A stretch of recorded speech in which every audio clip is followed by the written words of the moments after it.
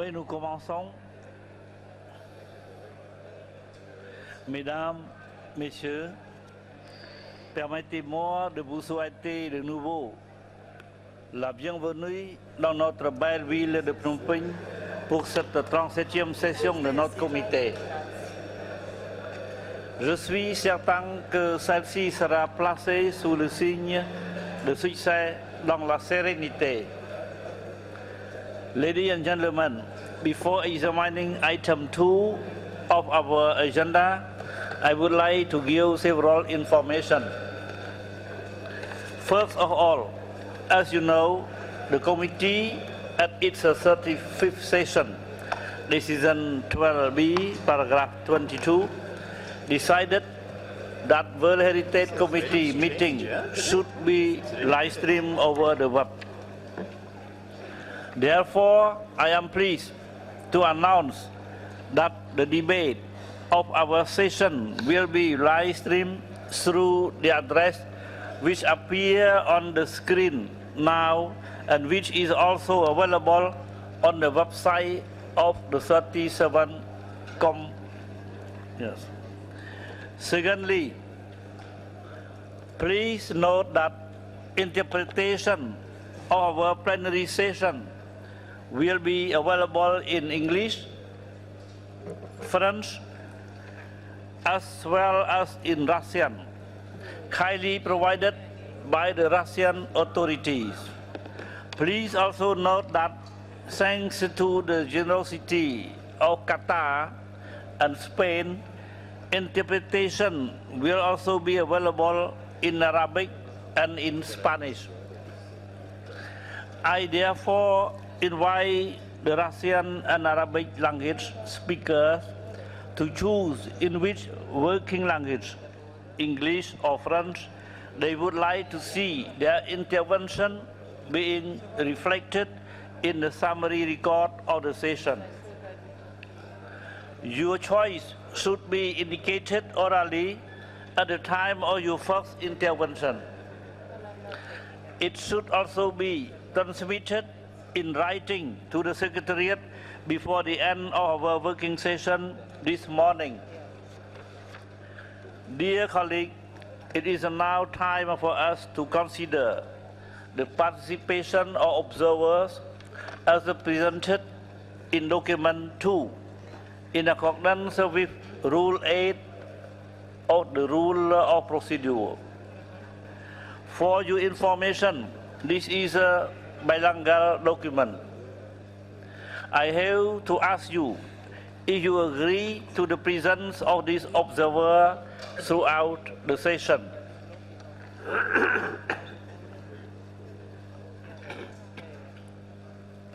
No objection? I see no objection. The participation of observer is agreed.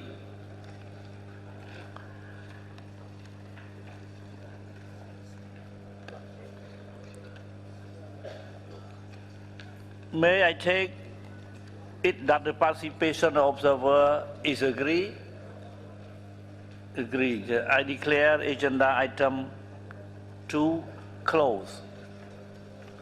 Now we go to item 3. We can now move to the review of the agenda and of the timetable of our session, item 3A and 3B. I would like to invite Mr. Kishore Rao, Director of the World Heritage Center and Secretary of the Convention, to present the agenda and the timetable for this session as contained in document 3A and 3B. Yes. These documents should be read in conjunction with document INF.3A.EV.2, which is the provisional list of documents of our session. Mr. Rao, you have the floor. Thank you, Excellency. A very good morning to all of you, distinguished delegates, Excellencies, ladies and gentlemen. As the President announced, we are considering documents 37-3A, which is the provisional agenda, and document 37-3B Rev. These two documents pertain to the provisional agenda for this session as well as the timetable. The provisional agenda is the same as was adopted at the last session, at the 36th session. At the end of that session, you had adopted the provisional agenda and it remains unchanged. The timetable is a new document because we had to adjust some of the timings of the sessions, and you have that, therefore, a revised document.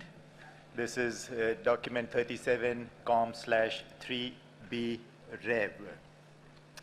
Mr. President, the sessions would commence with the Bureau meeting every morning at 8:30 to 9, and that is a Bureau meeting for the members of the Bureau, which is the President, the Rapporteur, and the Vice Chairs.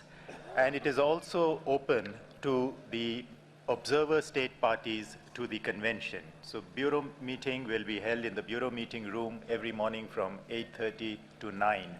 And the morning session, Mr. President, will be from 9 to 12:30, with a lunch break from 12:30 to 2:30, and the afternoon session from 2:30 to 7.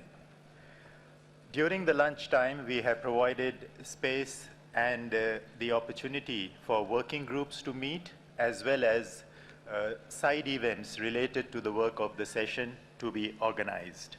There is also space and time available for side events to be organized at the end of the session at 7 o'clock.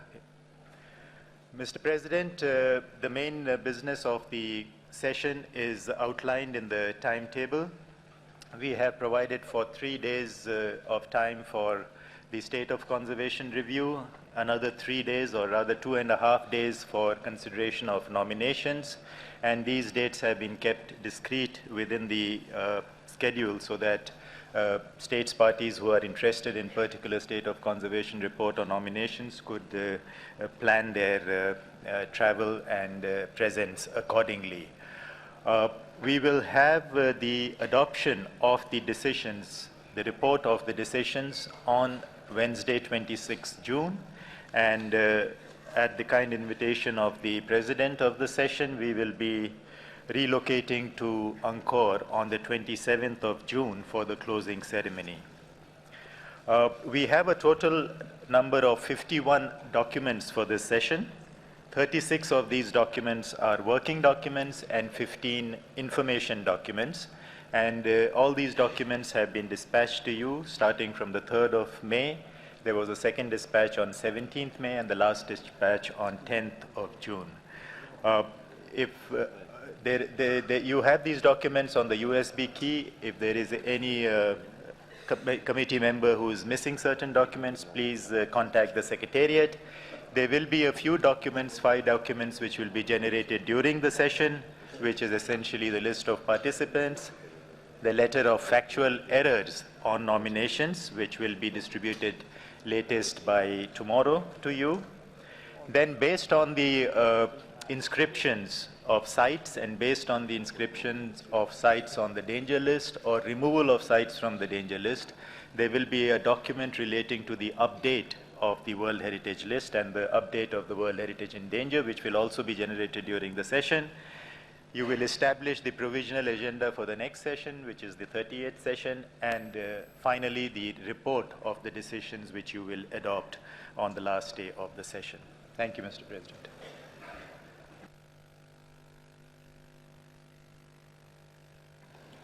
Thank you very much, Mr. Rao, for this presentation. Do any member of the committee wish to make observation and suggestion regarding the provisional agenda and timetable? Please.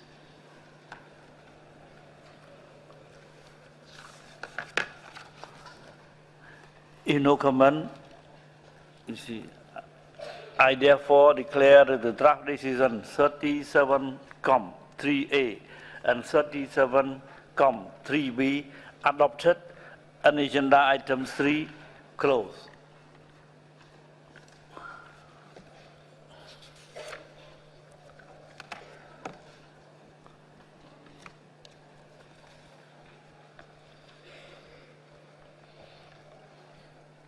I'd like to go to, let me go to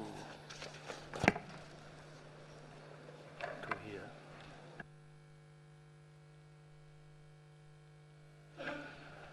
Thank you very much. At this very initial stage, and before closing the examination of this item, please allow me to make some general announcement with the aim to guide our work and our discussion throughout the session. I would like to inform you all, dear colleagues, that due to the number of items on our agenda and the time constraint, I will apply Rule 22 of the Rule of Procedure, which limit the time allowed to each speaker. Time for intervention will be limited to 3 minutes for committee member and 2 minutes for observer. In this regard, please note that a sound system to God's intervention is in place, and I am, as a chairperson, also empowered to interrupt any speaker exceeding the recommended time limit. Concerning the intervention by observers from civil society and NGOs, I would like to request them, if they wish to take the floor on the same topic, to have consultation among them in order to prepare and deliver one single intervention. In order to save time as much as possible, I would appeal to you, dear colleagues, not to repeat what other delegations have said. I would also request that official statement, declaration, be transmitted to the Secretariat in writing as soon as they have been delivered in order to integrate them in the summary record of the session. Furthermore, I would be very grateful if we could start on time every morning at 9 a.m. and every afternoon at 2 p.m., 2:30 p.m. sharp. Please note that, as indicated in the timetable just adopted, the meeting of the Bureau will be held every morning as of tomorrow, Tuesday, from 8:30 to 9 a.m. I would also be very grateful if you could hold bilateral discussion outside the main conference room, but not during the debate. I also would like to ask you to switch off your mobile phone or to put them in the silent mode so as not to interrupt the debate. Finally, please note that no specific coffee break or forcing and tea will be available outside the conference room throughout all the day. Last but not least, I also wish to remind you all that all amendments to draft decision have to be submitted beforehand to the rapporteur, Mrs. Jasna Zranovic, in writing, using the blue form and when possible in an electronic version at the following mail address: WH Rapporteur UNESCO.org, which is displayed on the screen, so as to also facilitate and speed up the integration of the text in the relevant draft decision at hand for your consideration. This blue form is available in the room in both French and English, and the email address I just mentioned is written on it.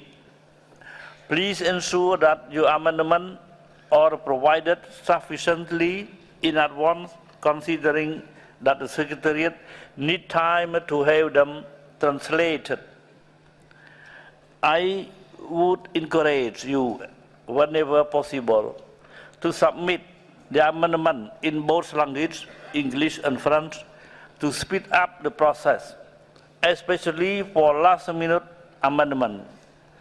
Furthermore, the Secretariat will consult each committee member delegation to get one email address to which the electronic version or the blue form can be sent for easy use. I thank you in advance for your cooperation and understanding in this regard.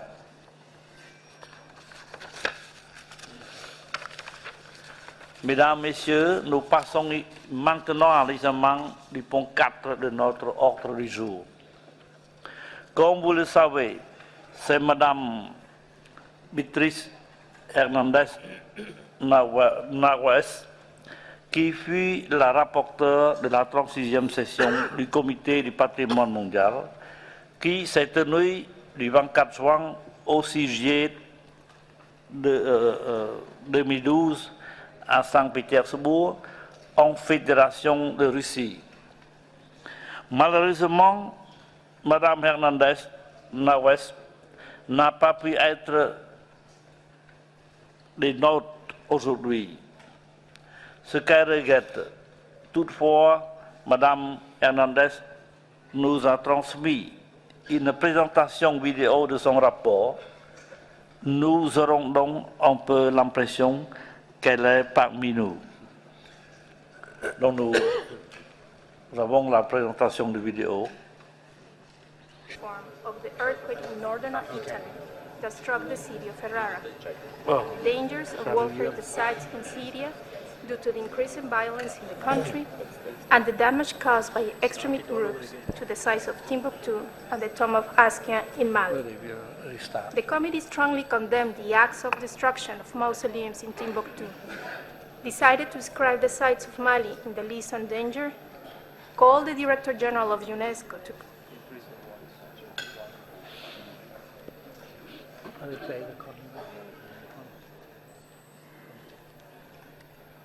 Mr. Chairman, distinguished members of the committee. First of all, allow me to present my sincere apologies for not being able to deliver personally this report, as it would have been my wish. I thank my colleagues and members of the committee for having entrusted me with the great responsibility of being rapporteur during the 36th session of the committee in St. Petersburg. I also take the opportunity to pay tribute to the chairperson of the 36th session, Ambassador Eleonora Mitrofanova, for her relentless work and ability to conduct the discussions of the committee. I had the honor to assist her in putting together the different proposals presented for decision of the committee. Representatives of 21 state parties members of the World Heritage Committee were present in St. Petersburg: Algeria, Cambodia, Colombia, Estonia, Ethiopia, France, Germany, India, Iraq, Japan, Malaysia, Mali, Mexico, Qatar, Russian Federation, Senegal, Serbia, South Africa, Switzerland, Thailand, and United Arab Emirates. Furthermore, 97 states parties to the World Heritage Convention, which are not members of the committee, were represented as observers. This presence shows the great importance given to the 1972 Convention, one of the most universally ratified legal instruments, which now accounts with 190 states parties. The session in St. Petersburg was special in many ways. For the first time, as per the decision adopted by the General Assembly, the proceedings of the World Heritage Committee were made available through live streaming on the Internet, enabling the stakeholders of the Convention to follow the debates and making the process more transparent. Also, 2 new fora were held during the 36th session: the Youth Model of the UNESCO World Heritage Committee in Kazan, capital of the Republic of Tatarstan, and the International Forum NGOs in support of the World Heritage Properties. The 36th session witnessed numerous threats to World Heritage sites. Among others, the committee was informed of the earthquake in northern Italy that struck the city of Ferrara, the dangers of World Heritage Sites in Syria due to the increasing violence in the country, and the damage caused by extremist groups to the sites of Timbuktu and the Tomb of Askia in Mali. The committee strongly condemned the acts of destruction of mausoleums in Timbuktu, decided to inscribe the sites of Mali in the list on danger, called the Director General of UNESCO to create a special fund to help Mali in the conservation and restoration of its cultural heritage, and launched an appeal to the international community for the protection of this heritage. These tragic events gave a wider dimension of the current and future challenges facing the 1972 Convention, particularly in terms of strengthening protection, conservation, and rehabilitation of the heritage of humanity. In that sense, the committee was informed that the open-ended working group established by the 18th General Assembly on the implementation of the recommendation of the evaluation of the global strategy put particular accent on conservation, which lies at the heart of the Convention. As such, the group also stressed the need to define a global conservation strategy to review the state of conservation processes and to give priority to assistance for conservation and management. The 36th session didn't turn away from the tendency of dealing with a very heavy agenda. To optimize its work and following previous practice, the committee established two subsidiary bodies. The first one, devoted to the operational guidelines, called on the World Heritage Center and the advisory bodies to continue the reflection on clarifying the links between the different documents that have been elaborated for the implementation of the Convention. On the other hand, the working group of the budget looked at the severe budgetary situation due to the financial shortfall since 2011 and raised concerns on the sustainability of the World Heritage Fund. The group called upon the committee to seriously reflect on this situation, especially when it takes decisions mandating new tasks to the World Heritage Center or to the advisory bodies. As a result of the financial situation, in St. Petersburg, the committee approved a revised budget for the biennium 2012-2013, which was reduced by $1.4 million, and urged states parties to consider allocating voluntary contributions to the World Heritage Fund. As to the state of the World Heritage List, the committee inscribed 26 properties, 5 natural, 1 mixed, and 20 cultural, of which 4 were from underrepresented countries, Chad, Congo, Palau, and Palestine. With these inscriptions, the list now totals 962 properties located in 157 states parties. 1 extension was added onto a property already inscribed in the list, Tasmanian wilderness in Australia, and 5 properties were added to the World Heritage List in danger: Timbuktu and Tomb of Askia in Mali, Birthplace of Jesus, Church of the Nativity at the pilgrimage route in Bethlehem, Palestine, fortifications on the Caribbean side of Panama, Portobelo, San Lorenzo in Panama, and Liverpool Maritime Mercantile City, United Kingdom of Great Britain and Northern Ireland. The committee also examined 141 state of conservation reports, including 35 properties on the list of World Heritage in danger. In total, the committee adopted 241 decisions. All this work wouldn't have been possible without the professional assistance of the Secretariat, who produced more than 50 documents for the 36th session, including the decisions report, a report that was issued and approved in a time record. A special mention for this accomplishment needs also to be made to the advisory bodies, members of the committee, member states, observers, NGOs, and all those who contributed to the success of the 36th session. I will finish my remarks by congratulating my successor, Mrs. Jasna Snovic of Serbia, who accepted to take the role of rapporteur for the 37th session. I wish you all the best in what I'm sure will be a very constructive and fruitful session. Thank you for your attention.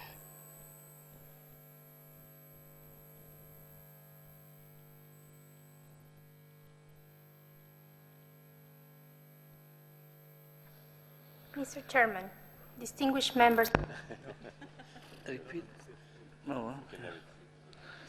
Chers collègues, avez-vous des commentaires ou des questions sur le rapport de la dernière session? Donc je n'en vois pas. Je propose donc que le comité prenne note de ce rapport du rapporteur. S'il n'y a pas d'opposition, il en est ainsi décidé. Je déclare le point 4 de l'ordre du jour clos.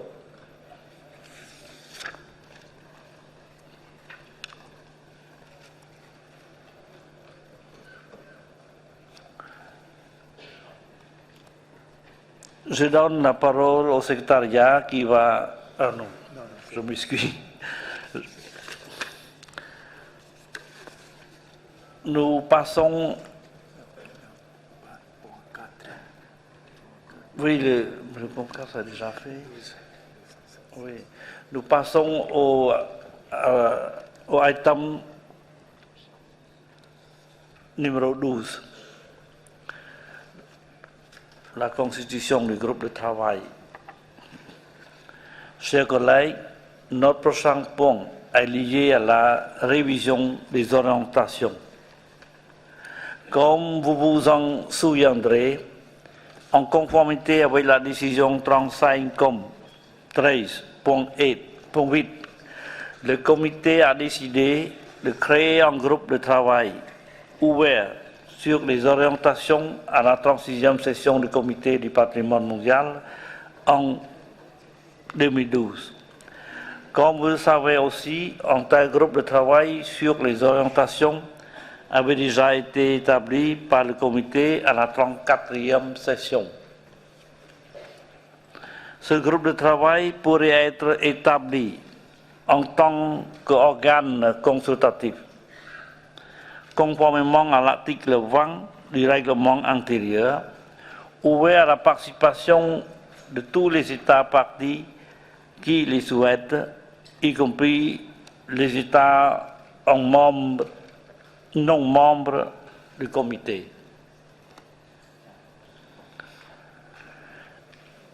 Êtes-vous d'accord pour la constitution de ce groupe?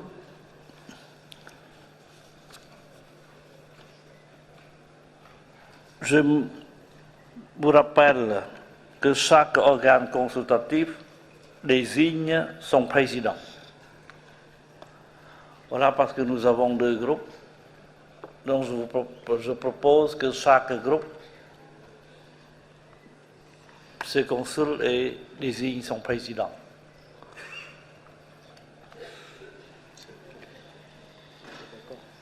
Oui, c'est la Malaisie. Yeah. Thank you very much, Mr. President. Firstly, allow me to say that Malaysia would like to thank the Kingdom of Cambodia for their very warm and generous hospitality in organizing this meeting.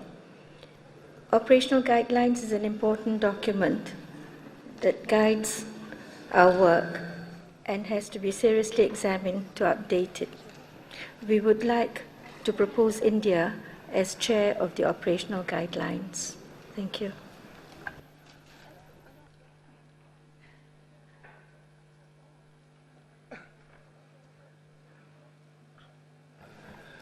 Okay, good morning, Mr. Chairman.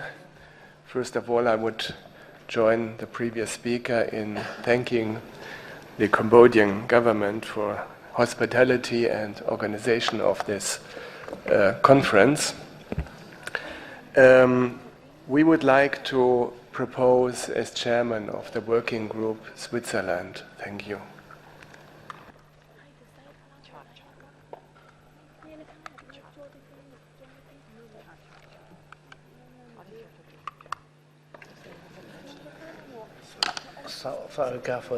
South Africa, l'Afrique du Sud, s'il vous plaît.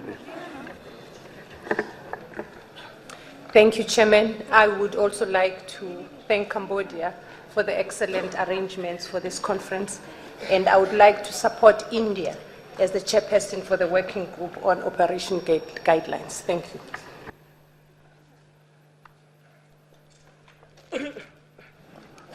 Qatar was available for the floor. شكرا سيدي الرئيس. نحن أيضا نؤيد أن ترأس الهند هذه المجموعة. شكرا.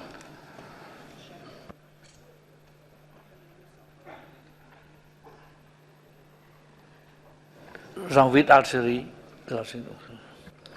Merci, Monsieur le Président. Je voudrais tout d'abord remercier le Cambodge pour son hospitalité et l'organisation de cette rencontre. L'Algérie soutient la proposition de la présidence accordée à l'Inde, si elle est accordée. Merci.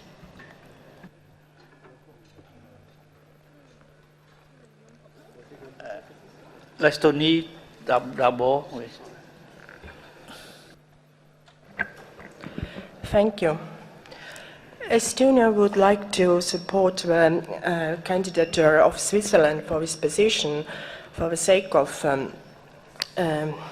continuity, because Switzerland already was leading this group, and many things that have been already discussed come up again, so it's good to have such an institutional memory. But I have also a question. As I understood from the chairperson, the consultative body itself will elect a chairperson, so that means not only the committee members, but everyone who is interested in participating in this group. And my question is, do we really need to discuss this question now? Thank you.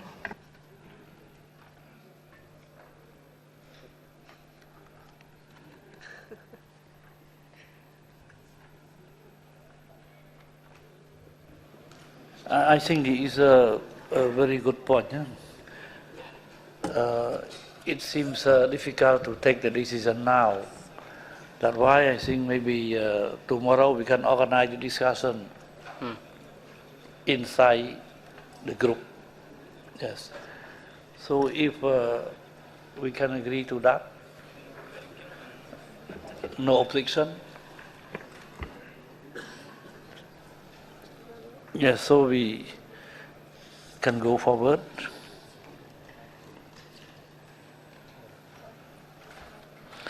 So, merci d'avoir la décision de constituer ce groupe de travail sur la révision des orientations. Cette décision sera bien évidemment reflétée dans la décision finale concernant le point 12 de l'ordre du jour. J'invite maintenant M. Rao à nous donner les informations logistiques quant aux réunions de ce groupe de travail qui vient d'être établi. Thank you, Mr. President. Just to recall, this working group will be constituted under Rule 20 of the Rules of Procedure. It will be a consultative body open to committee members as well as states parties not members of the committee. And as the President just announced, the consultative group can elect its own chairperson. When I presented the timetable, I mentioned that the working groups will be meeting at lunchtime between 12:30 and 2:30, and we have provided for 1 hour for each of the working groups to meet. So this working group of the operational guidelines will meet from 12:30 to 1:30 in room Champa, which is on the 3rd floor. Please make a note of that. It's room Champa on the 3rd floor from 12:30 to 1:30 starting tomorrow. Thank you very much, Mr. President. So we can go forward. Nous passons à item 15. Le rapport sur l'exécution du budget 2012-2013 et préparation du budget 2014-2015, constitution d'un organe consultatif. Chers collègues, notre prochain point est lié aux questions budgétaires. Comme vous vous en souviendrez, le comité a établi par sa décision 35 comme 12B et 12B, paragraphe 13, un organe consultatif permanent sur l'examen du budget biennale du comité. En conformité avec l'article 20 du règlement intérieur, ouvert à la participation de tous les États partis qui les souhaitent, y compris les États non membres du comité.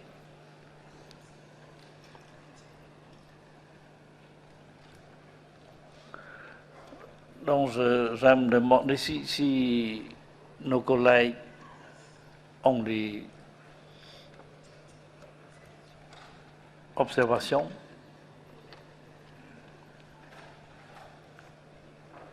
Je n'en vois pas, il en est donc ainsi décidé.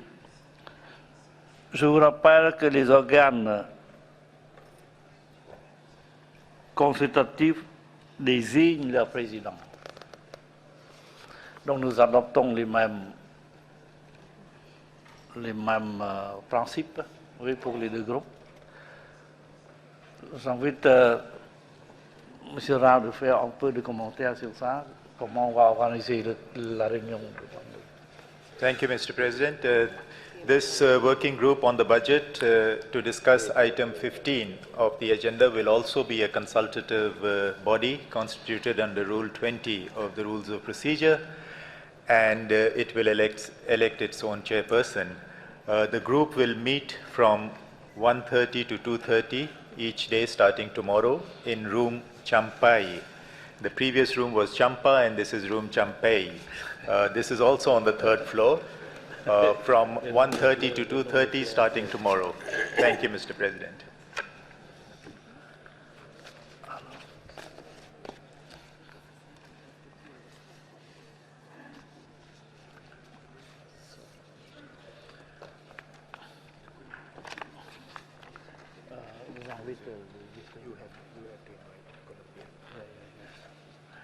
Chers collègues, veuillez comme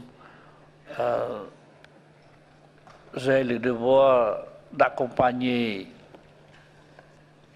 nos VVIP pour une visite de courtoisie à Sa Majesté, donc je me permets d'inviter Monsieur le Vice-président Colombie de me remplacer.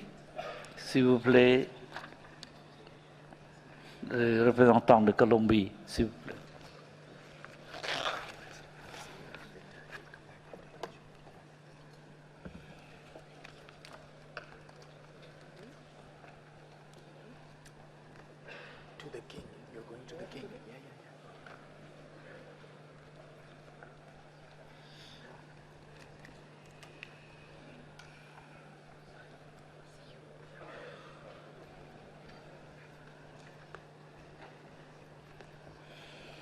Mr. President, welcome.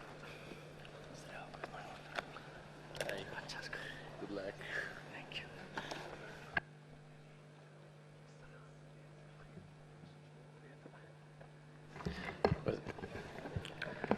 Good morning, everyone.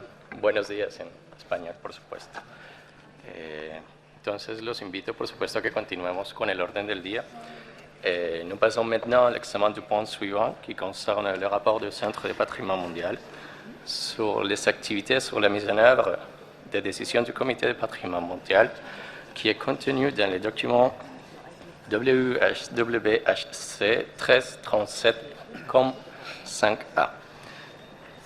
Pour présenter ce point, je donne la parole au directeur du Centre patrimoine mondial, M. Rao. Et M. Rao, vous avez la parole. Thank you very much, Mr. Chairperson. The report of the Secretariat on the activities implemented by it from the end of the last session to this session is contained in document 37-5A. It is a non-exhaustive list of activities that have been implemented. You have already heard the results of the last session reported by the rapporteur of the last session, so I will not go into them. Just highlight a few of the major activities that were implemented. We had released the report of the last session, the 36th session, within 1 month, which is the statutory deadline for the report to be released. And this was largely thanks to the efficiency of the rapporteur of the last session. We also organized an information orientation session and an information session for committee members on the 31st of January at headquarters in Paris. A meeting of the open-ended working group to follow up on the recommendation of the UNESCO external auditor on the evaluation of the partnership initiative was organized on the 31st of January, again at headquarters in Paris. And at the request of the committee members, we organized an orientation session on the rules and procedure on the 1st of February at Paris.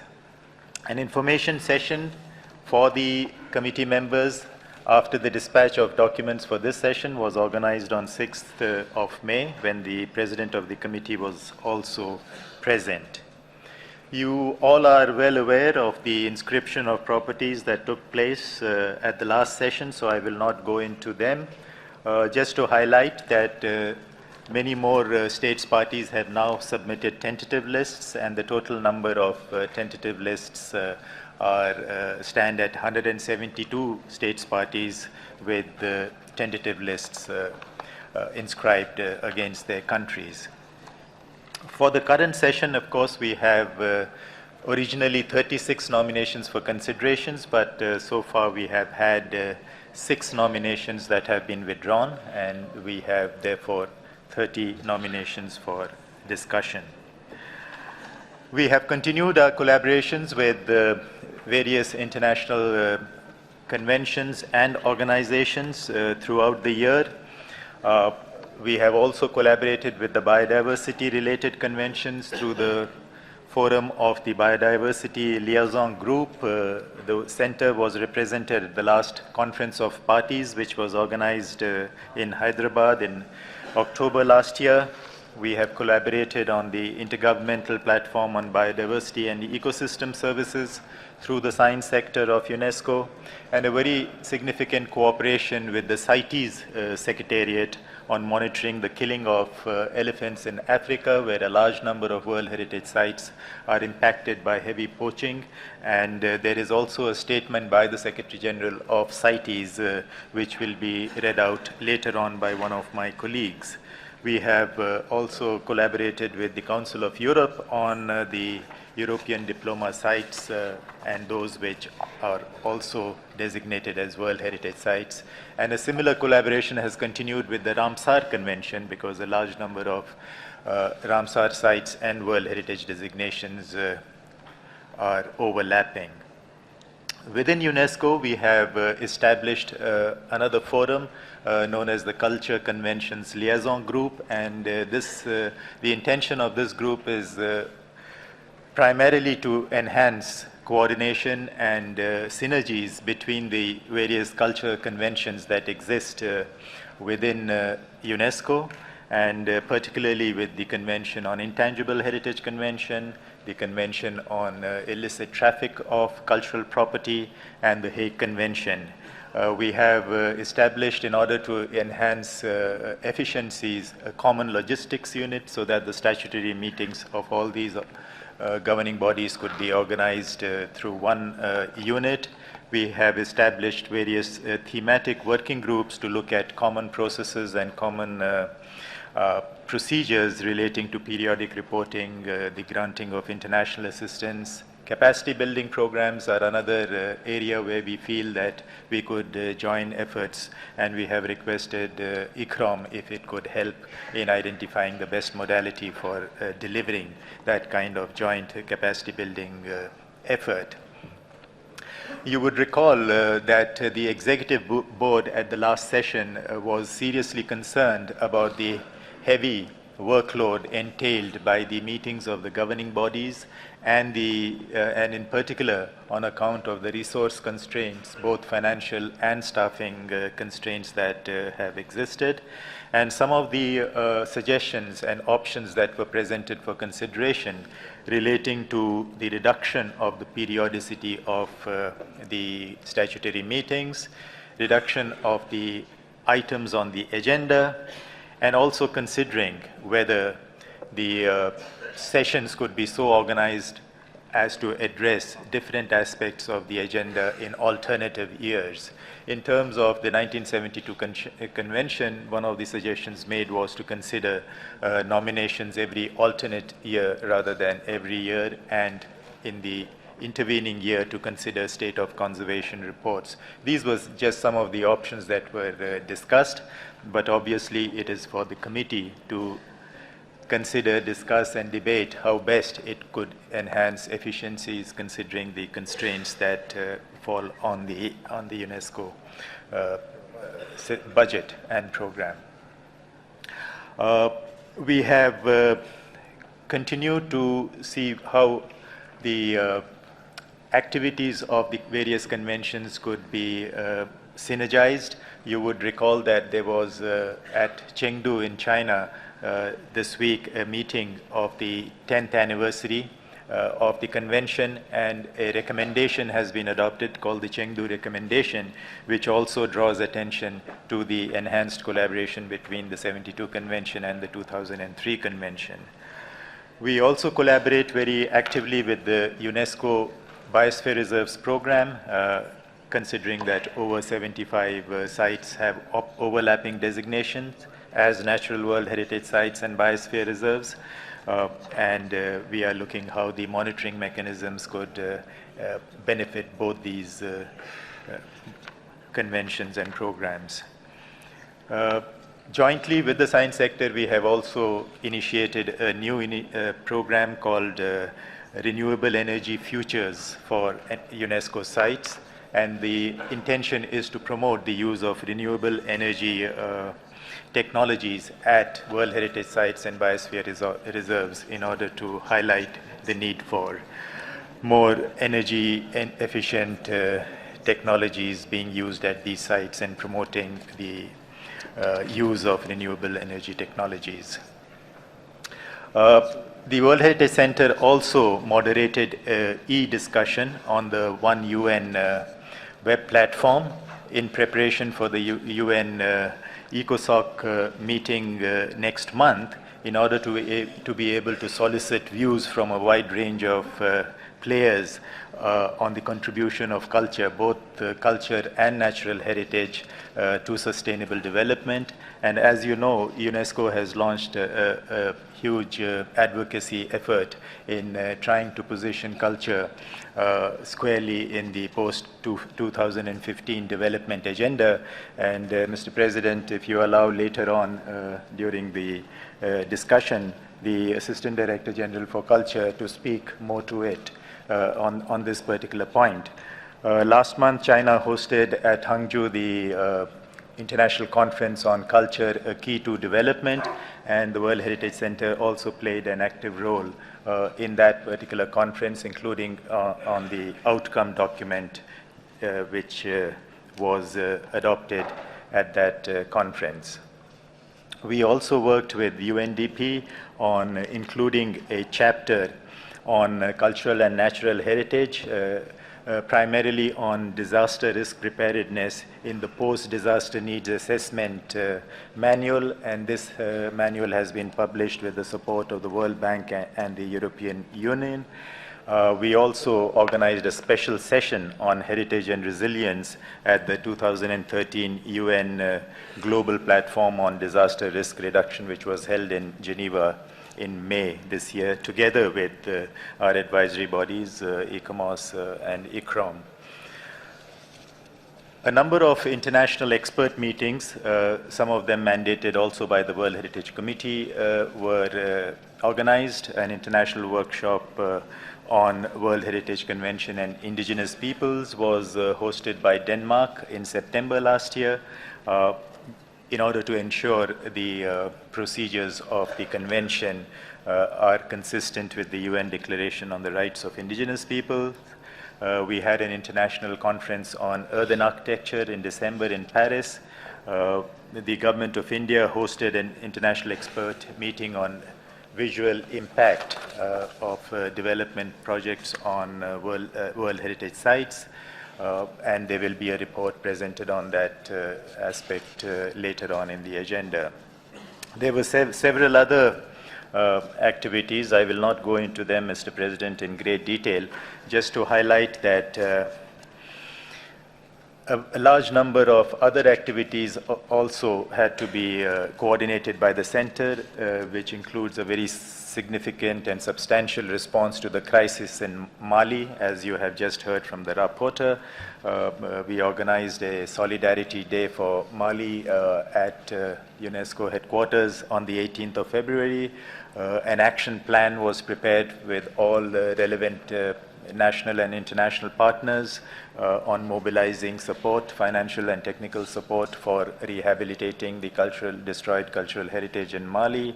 A couple of missions have been undertaken, as the Director General mentioned yesterday at the opening ceremony. We have just come back from a mission to Mali with a detailed plan of action on rehabilitating and reconstructing. For the first time, the UN Security Council has adopted a resolution on Mali, which contains a specific provision for the peacekeeping operations to work on cultural heritage together with UNESCO, both for rehabilitating and protecting cultural heritage, as well as for building capacity of the peacekeeping forces on protecting and dealing with cultural heritage. Part 2 of this document, Mr. President, contains a full range of activities covering all the 5 strategic objectives of the convention, but the main focus is on capacity building and conservation activities. There are activities also reported in other documents which you will be considering during the session, in the documents relating to the follow-up to the periodic reporting exercise, to the reports of the advisory bodies, reports from the Category 2 centers on World Heritage. So there are a large number of activities that have been implemented throughout the year, which are reported in various documents. And not to forget the very large number of activities that were hosted by many countries, over 40 countries, in relation to the celebration of the 40th anniversary of the convention throughout last year, concluding with the magnificent closing ceremony that was hosted by Japan at Kyoto in November last year. Mr. President, this document also contains 3 annexes. The first annex contains a follow-up of the decisions that were adopted at the 36th session. It also includes a list of meetings that have been organized or are proposed to be organized in the coming year, and the authorization that have been granted for the use of the World Heritage emblem. In conclusion, what I would like to say, Mr. President, is that these large number of activities that we implement would not have been possible but for the very generous support that we have received, financial as well as support in terms of hosting many of these meetings, and in-kind support from states parties to the convention. But as I mentioned, we need to look at the efficiencies of the activities and the decisions that the committee adopts in terms of requesting for more activities to be implemented, considering the resource constraints, both budgetary constraints as well as constraints in numbers of staff that are now available at the World Heritage Center. There is a freeze on recruitment, so many of the posts continue to be vacant, and kindly keep this in mind as you move forward with adopting decisions in the rest of the session. Thank you, Mr. President. Merci beaucoup, Monsieur Rao, pour cet très important rapport, très complet, bien sûr. Donc, je vous invite, chers collègues, maintenant à regarder le projet de décision 37 comme 5A, figurant au point 3 du document qui vient de nous être présenté. Et je vous invite à vous présenter des commentaires si vous les savez, s'il vous plaît.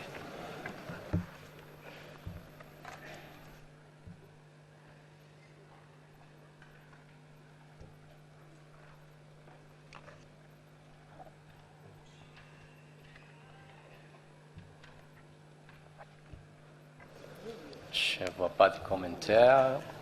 des questions.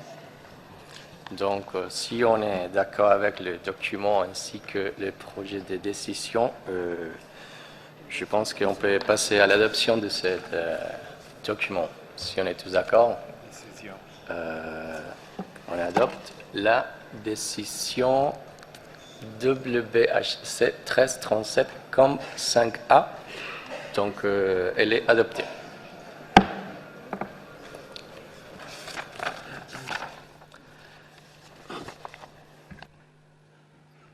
Donc maintenant, nous passons au point 5B, qui est le rapport des organisations consultatives. Ces rapports sont contenus dans les documents WHC 1337 comme 5B. Et j'ai envie, donc maintenant, le représentant de l'UICN à prendre la parole sur ce sujet, suivi du représentant de l'ICOMOS et enfin de celui de l'ICROM. Donc, le représentant de l'UICN, vous avez la parole.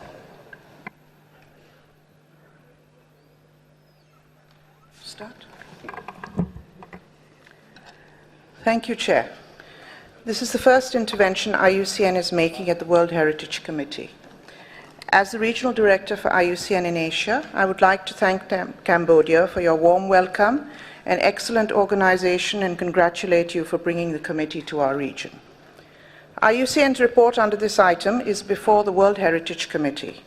Mr. Badman, who is to my left, and the head of our delegation, will be pleased to take any questions the committee may have on the report. The report primarily covers our work as an advisory body, a role we have undertaken since the inception of the Convention in 1972.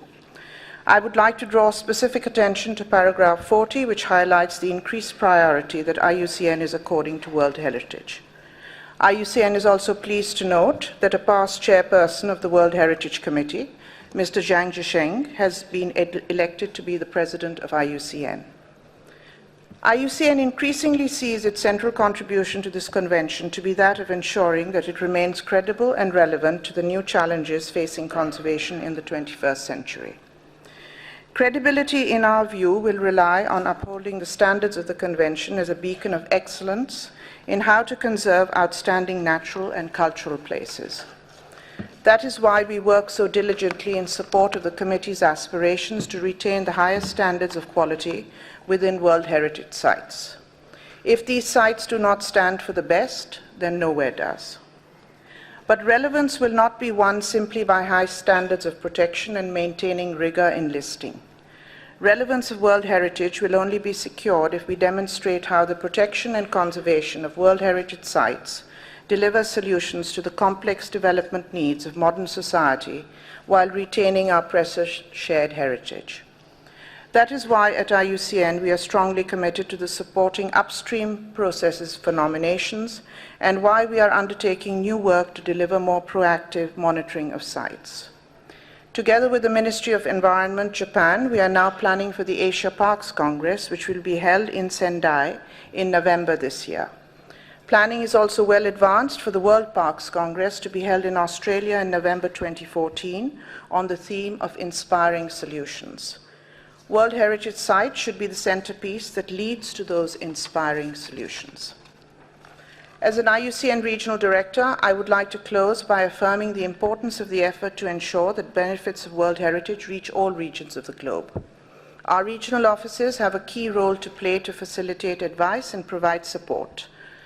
In Asia, for example, our 11 country offices work with IUCN member organizations and commissions to implement a wide range of World Heritage-related projects, such as support to tentative lists, on-ground management, and the promotion of appropriate development in the wider land and seascapes. IUCN Asia is also actively involved in helping to develop the IUCN Green List of protected areas, a powerful new tool to promote management excellence, including World Heritage sites. We will be showcasing many aspects of our work during a special event on IUCN's work in Asia to be held at 1 o'clock in the afternoon on Tuesday the 18th in the Advisory Bodies Pavilion in room 4 on the 4th floor, and we hope you can join us there to learn more about IUCN's regional work to make World Heritage the success we all strive for. Thank you. Merci beaucoup, Madame. Je vous invite, chers collègues, à vous présenter vos commentaires sur le rapport des représentants de l'UICN, si vous le savez, s'il vous plaît.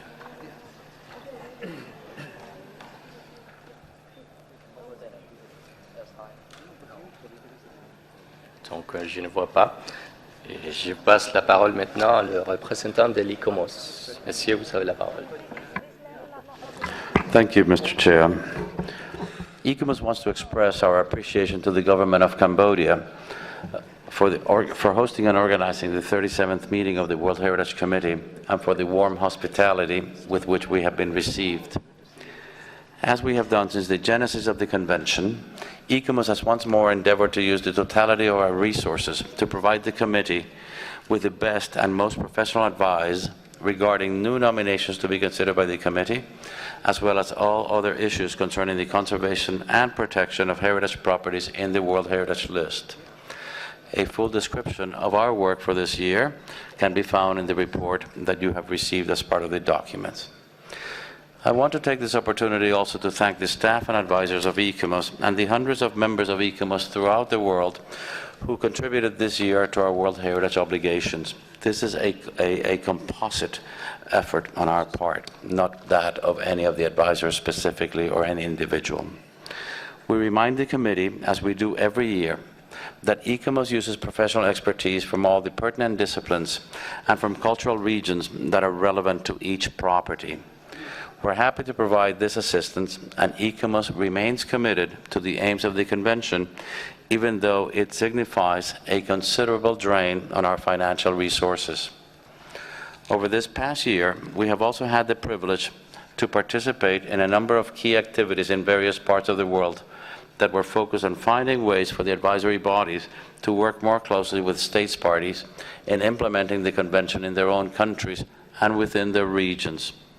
ECOMOS sees this trend as an important first step in clearing the air of the many misunderstandings and disagreements that have plagued the convention over the past 3 years, and about which our Director General, Mrs. Bokova, has expressed her serious concern. Examples of this cooperation include consultations with state parties regarding pilot projects within the upstream process adopted by the World Heritage Committee that have been underway in order to ensure that potential nominations are more robust. ECOMOS has also had early consultations with some states parties regarding development projects at World Heritage properties to ensure that these would not impact the outstanding universal value. With the support of Switzerland, whom we thank, we have been working to strengthen our professional expert networks, and with that of Bahrain, whom we also thank, ECOMOS is resuming its program of thematic studies.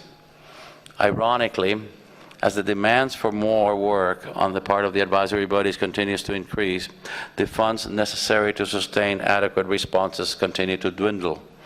And this is why we're so appreciative of the generosity of states parties like Switzerland and Bahrain, as well as Japan, whom we thank for their ongoing exploration on the deeper meanings of the Nara Declaration, of the Nara document, I will simply finish by reiterating ECOMOS' commitment to work in open cooperation with states parties, as I expressed in the Looking Forward meeting in Paris last year. ECOMOS and IUCN have met and have been meeting, and we believe that new mechanisms are needed to better operationalize upstream approaches and build capacity. We're interested to explore these possibilities further during this session so that we may face together the many challenges of inscribing and protecting properties in the World Heritage List. I very well know, that over the next few days, the committee will not always agree with our advice. This is an expected and normal aspect of the professional process that we welcome, as long as it is done with mutual respect and professionalism. Thank you. Merci beaucoup, monsieur. Et donc, je passe maintenant aux membres du comité pour les offrir la parole si vous avez des commentaires sur le rapport du représentant de l'ICOMOS, s'il vous plaît. Si vous avez des commentaires.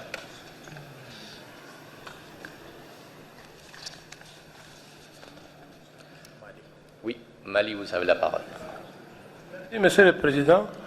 Monsieur le Président, je remercie beaucoup les organes consultatifs pour ces brillantes présentations. Et dans son propos, Monsieur le représentant de l'ICOMOS disait qu'ils avaient approché les États partis. Est-ce qu'on peut avoir une idée précise? Est-ce qu'il s'agit des États partis qui ont des nominations en cours ou bien des États partis membres du comité? Est-ce qu'on peut avoir des précisions par rapport à ça, aux États partis qui ont été abordés? Merci. I'm sorry, if you could repeat the question, I couldn't quite get it. I can say it in English if you want. Okay. You said that, absolument. Vous pouvez parler en français, s'il vous That plaît. you've been working with some state parties, Yes. okay? And I would like to know if those state parties are the ones who are members of the World Heritage Committee or other state parties who are having goods to be nominated. Thank you. The states parties that we're working with are part of the ones that were selected as part of a broad process of analysis. I would have to consult with our advisors and our staff as to exactly which those state parties are where we have been working upstream. Could I ask our staff over at our desk to please identify what those states parties are? Thank you to the representative of ICOMOS, and I would just like to mention that I prefer first to listen to the comments of the committee members, and after that I will give the floor again to ICOMOS representative. So please, if there are some other member states, I see Mexico, please, you have the floor. Muchas gracias, señor presidente. Es nuestra primera intervención y queremos agradecer también al gobierno de Camboya su generosidad para recibirnos en esta sesión del comité acá. Nosotros brevemente queremos comentar que queremos agradecer el trabajo y la colaboración que hemos estado emprendiendo con ICOMOS, principalmente en temas como el estado de conservación de los sitios inscritos en la lista y en la declaración, sobre todo este año que ha transcurrido en las declaraciones retrospectivas de valor universal excepcional. Queremos reiterar al presidente de ICOMOS la invitación para contar con una mayor participación por parte de los expertos del organismo y de los otros organismos también en las reuniones internacionales que nuestro país y en general la región de América Latina y el Caribe llevan a cabo anualmente. Queremos reconocer su participación de los 13 organismos asesores en las discusiones de los estados partes en la reunión que sostuvimos en octubre en París, convocada por la directora general de la UNESCO, en la que se prosiguió, en palabras de ustedes, con un diálogo continuo y fructífero. Y finalmente queremos pedir nuevamente que los organismos asesores tengan una mayor presencia en la región América Latina y el Caribe, contando para ello de manera inmediata con los expertos que ya han sido formados en diversas reuniones, como la patrocinada, y siempre lo repetimos y agradecemos, la patrocinada en 2010 por UICN y el gobierno de Suiza en San José, Costa Rica, y la de ICROM de 2011 en Zacatecas, México. Gracias. Muchas gracias, el representante de México. Do we have another comments on this report?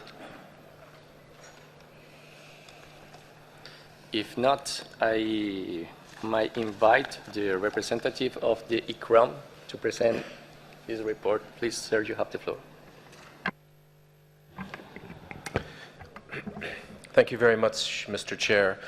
As this is the first time that ICROM is taking the floor, I would like to express my delegation's warmest thanks to the government of Cambodia for the warm welcome and hospitality that we have received for our entire delegation.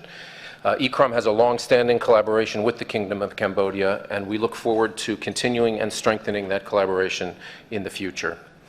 Mr. Chairman, ICROM is pleased to have the opportunity to say a few words about our own activities in the past year in favor of the World Heritage Convention.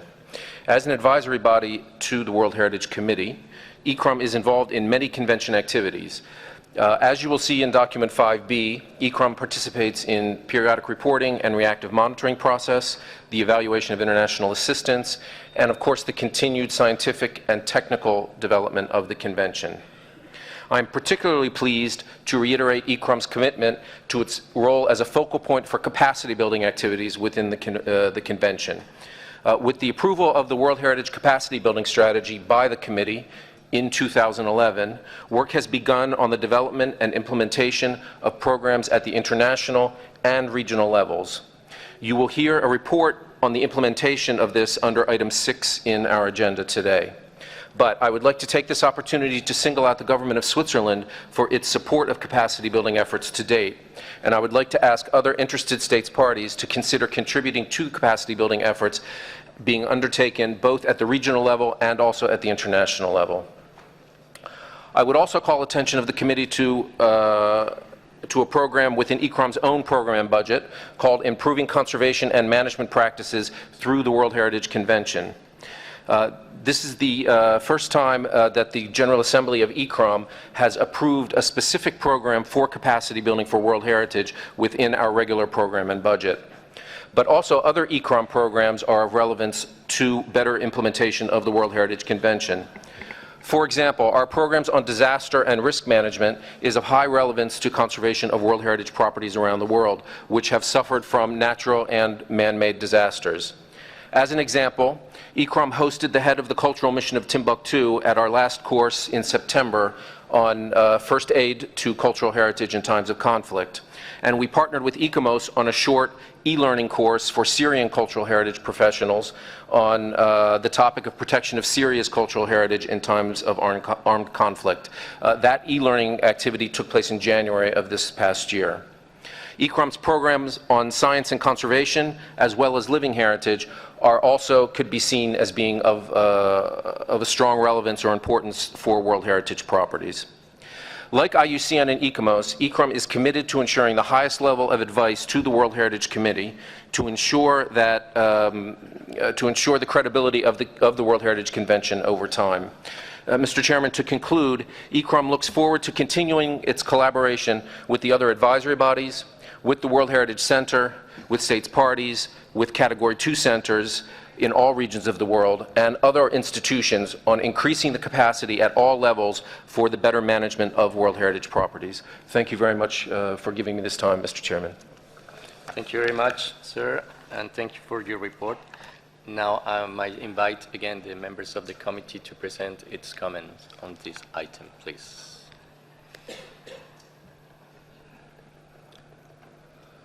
I see now. Senegal, please, you have the floor, sir.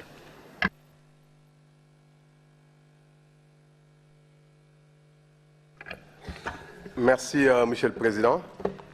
C'est la première fois que le Sénégal prend la parole. Nous en profitons pour remercier le Cambodge pour cette organisation exceptionnelle et toutes les facilités mises à notre disposition. Nous remercions aussi le Centre du patrimoine mondial pour la qualité des documents ainsi que bien sûr les organisations consultatives. Le Sénégal voudrait attirer l'attention des organisations consultatives et de tous les membres du comité sur un élément extrêmement important qui va suivre le comité et la convention. Nous parlons régulièrement des valeurs universelles exceptionnelles, c'est la base, c'est le cœur de la convention. Et depuis quelques années, nous avons travaillé sur les valeurs universelles au plan rétrospectif. C'est aussi important de savoir comment ces valeurs-là ont évolué. Jusque-là, nous regardons dans le rétroviseur. Le Sénégal pense qu'il est maintenant temps que nous puissions regarder devant, notamment dans la préparation des dossiers de nomination et dans la constitution des plans de gestion. L'année dernière, nous avons eu la possibilité et la chance d'inscrire un paysage minier français, industriel. Beaucoup de pays sont aujourd'hui des pays en développement qui vont être aménagés. Et ces aménagements entreront nécessairement en conflit, dans de nombreux cas, avec des sites protégés, avec des sites du patrimoine mondial. Il est temps, nous semble-t-il, de commencer à réfléchir sur les notions de valeurs universelles prospectives afin de ne pas avoir des clashs à force de regarder seulement dans le rétroviseur. Merci. Merci beaucoup, Monsieur le représentant du Sénégal. Y a-t-il des autres commentaires? Le Mali, s'il vous plaît. Merci, Monsieur le Président. Monsieur le Président, je voudrais réitérer mes remerciements au gouvernement cambodgien pour l'organisation de cette séance, cette session. Mais je voudrais aussi remercier le représentant de l'ICROM pour cette brillante présentation. Au passage, j'aimerais insister sur 2 points techniques fondamentaux. Il s'agit des sessions d'orientation qui sont utiles pour le comité, nous l'avons toujours dit, et qui étaient organisées par l'ICROM. On souhaite que ces sessions continuent. Ça rentre dans le cadre du renforcement des capacités des membres du comité. Le deuxième élément important, ce sont les manuels, la publication des manuels de référence. Monsieur le Président, il y a des domaines pour lesquels les compétences, les spécialités sont vraiment limitées. Je dirais que c'est des domaines neufs, des domaines nouveaux, pour lesquels nous n'avons pas une documentation assez précise. Et en la matière, l'ICRO a commencé à publier des manuels de référence. Je songe par exemple à la gestion des risques. Je songe par exemple à la gestion du patrimoine en période de conflit. Ce sont là vraiment des manuels qui, en les produisant, peuvent beaucoup aider les gestionnaires de sites eux-mêmes. Je vous remercie. Merci beaucoup, Monsieur le représentant du Mali. Je vois les Émirats arabes unis. Monsieur, vous avez la parole. شكرا السيد الرئيس. وبالبدء نود أن وفد دولة الإمارات يتقدم بالشكر إلى الحكومة الكمبودية والجهات المختصة على كرم الضيافة وعلى حسن التنظيم، ونحن سعداء أن نكون معهم هنا في هذا البلد الغني بثقافته وتراثه الحضاري. الشكر موصول لمركز التراث العالمي على تقريره الوافي وعلى جودة الوثائق وعلى المساهمة في تنظيم هذا اللقاء. وبما أننا بصدد مناقشة تقارير الهيئات الاستشارية، أيضا أنتهز هذه الفرصة لأن نعبر عن تقدير دولة الإمارات العربية المتحدة لجهود هذه الهيئات. وهذا الجهد يهمنا كثيرا، ولقد عبرنا عن هذا الموقف في اجتماع الدورة السابقة عن أهمية تطوير علاقة التعاون بين الدول الأعضاء والهيئات الاستشارية، وأن تنتقل هذه العلاقة من علاقة التعاون ذي الطابع الامتحاني إلى الشراكة. يعني المسألة سادها بعض الالتباس في الماضي بأن الهيئات الاستشارية مهمتها مقتصرة على قبول إدراج أو عدم الإدراج أو إلى حد معين. نحن ندرك أن من الدورة الماضية إلى هذه الدورة ربما طرأ بعض التحسن في هذه العلاقة وأصبحت علاقة عمل مشترك. نأمل أن تتطور هذه المسألة في المستقبل. أريد أن أشيد بما أشار إليه وفد السنغال، لأن هذا الأمر يهمنا في الحفاظ على تراثنا الثقافي. وشكرا.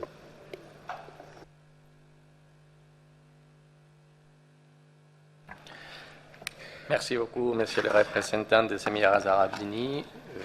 Y a-t-il des autres commentaires sur ces points? Je ne vois pas. Donc, chers collègues, nous devons maintenant adopter ou passer à l'adoption du projet de décision 37.5b qui continue au point 4 du document que vous avez devant vous. Et avez-vous des commentaires complémentaires ou additionnels avant que nous passions à l'adoption de ce document?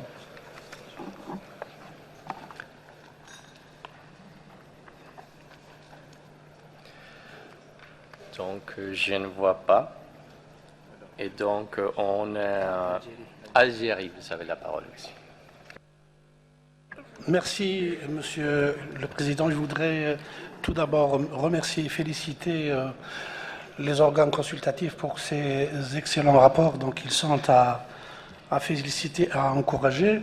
Je voudrais intervenir sur le projet de décision donc, en français, au point 4, qui, à la lecture donc, de ce point 4, je pense qu'il y a une certaine ambiguïté dans la lecture de cet article, puisqu'on peut accueillir favorablement, si vous voulez, les aspects positifs, c'est-à-dire l'harmonisation, donc et les progrès réalisés, mais on ne peut pas accueillir favorablement des lacunes qui ont été identifiées. Donc je propose que ces deux expressions soient séparées. On pourrait, par exemple, dire donc accueillir favorablement l'harmonisation et les commentaires sur le progrès réalisé, et couper la phrase et dire prendre note ou prendre acte des lacunes identifiées pour la mise en œuvre de la Convention. Je vous remercie.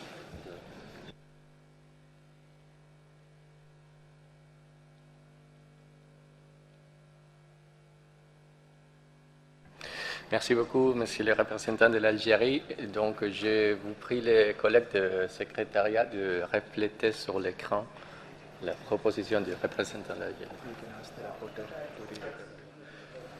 Très bien. Donc, je passe maintenant la parole au rapporteur pour nous lire les documents tels qu'ils ont été, les amendements qui ont été présentés pour l'Algérie, s'il vous plaît, madame. Je vous lis le paragraphe 4. Accueille favorablement l'harmonisation des rapports des organisations consultatives et les commentaires sur les progrès réalisés et prend note des lacunes identifiées pour la mise en œuvre de la Convention. Merci beaucoup, madame la rapporteure. On est tous d'accord avec cet amendement? Je sais pas, je vois qu'il n'y a pas de commentaire, donc si nous sommes d'accord, on peut adopter l'amendement de l'Algérie et passer maintenant à l'adoption de la France. Madame, vous avez la parole. Merci, Monsieur le Président. Puisque c'est la première fois que la France s'exprime lors de cette session du comité, je voudrais remercier très sincèrement les autorités cambodgiennes pour leur accueil et la façon dont elles ont accueilli l'ensemble des participants à cette grande conférence. Je voulais juste apporter une petite précision technique et linguistique. Remercier l'Algérie pour le soin qu'elle a mis de préciser et peut-être compléter en proposant identifier, non pas pour, mais dans la mise en œuvre de la Convention. Merci, Monsieur le Président. Très bien, merci beaucoup, madame, tout à fait. Ce sont des apportations très importantes, très précises. Donc, les collègues du secrétariat, si vous pouvez prendre note. Très bien. Y a-t-il des autres commentaires? Donc, je ne vois pas. Donc, on passe maintenant, chers collègues, à l'adoption du document, la décision. Donc, le projet de décision 37 comme 5B, il est donc adopté tel qu'amendé. Merci beaucoup. Donc, the time has come now to examine our next agenda item, item 5.6, which corresponds to the summary and follow-up on the Director General's meeting on the World Heritage Convention Thinking Ahead, which has been organized in UNESCO's headquarters 2 and 3 October last year. May I now invite you to consider document WHC 1337-5C as referred of our debate. And on this item, I would also like to invite Mr. Rao, the director of the World Heritage Center, to briefly present this document. Mr. Rao, you have the floor, please. Thank you very much, Mr. President.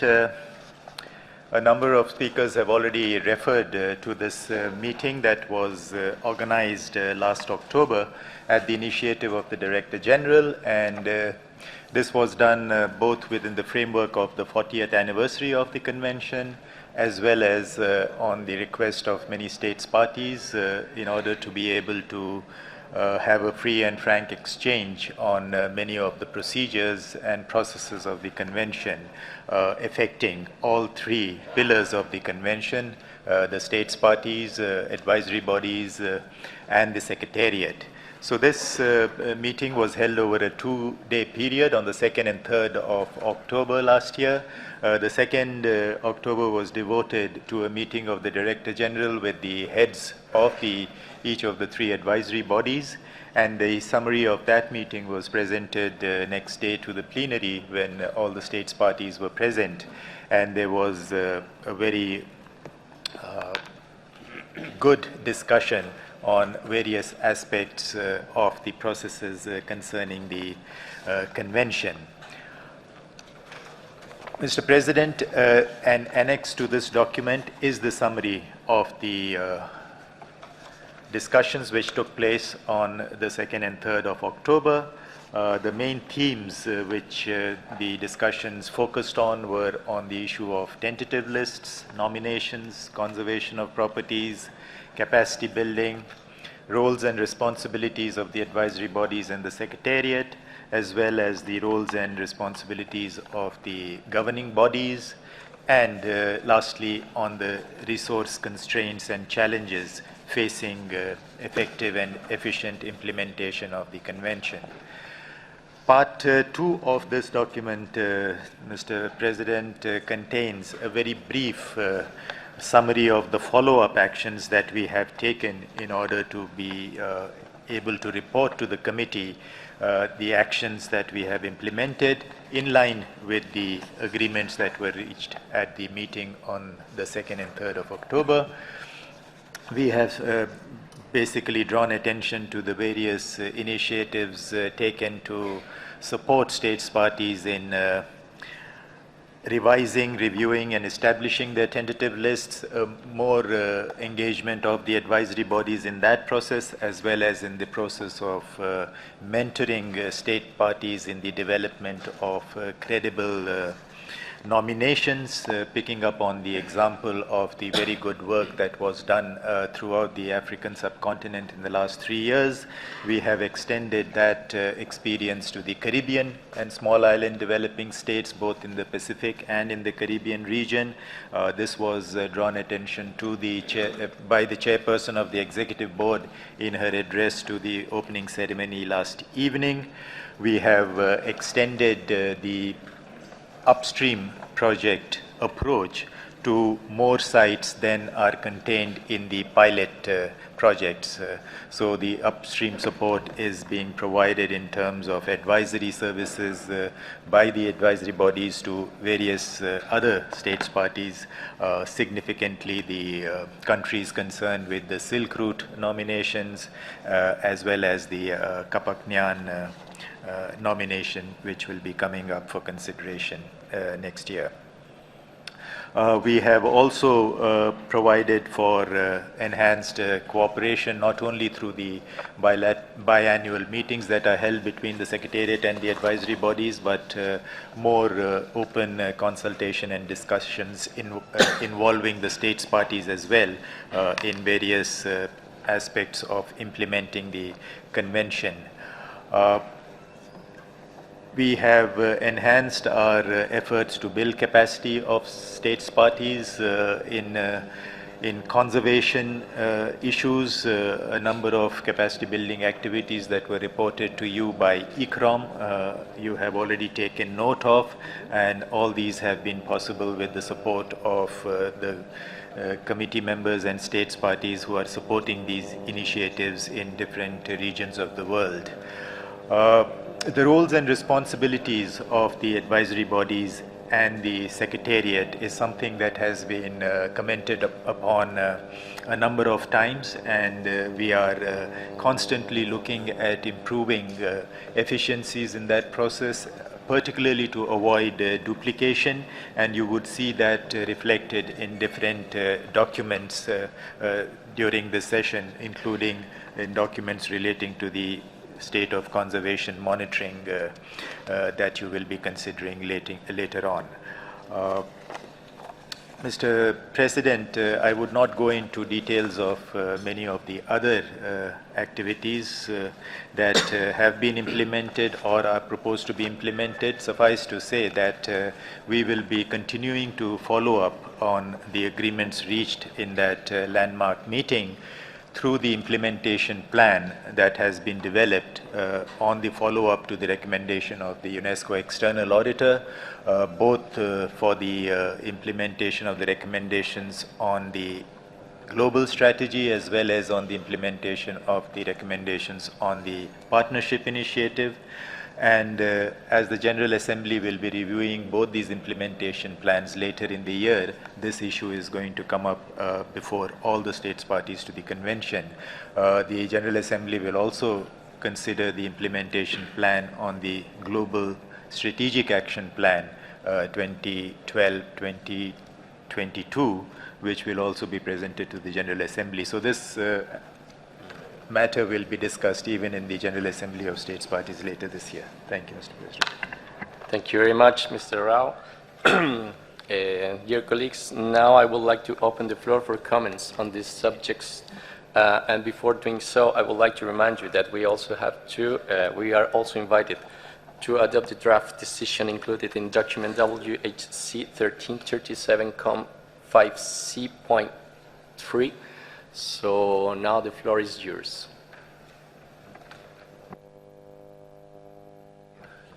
India. Mr. Ambassador, you have the floor, please.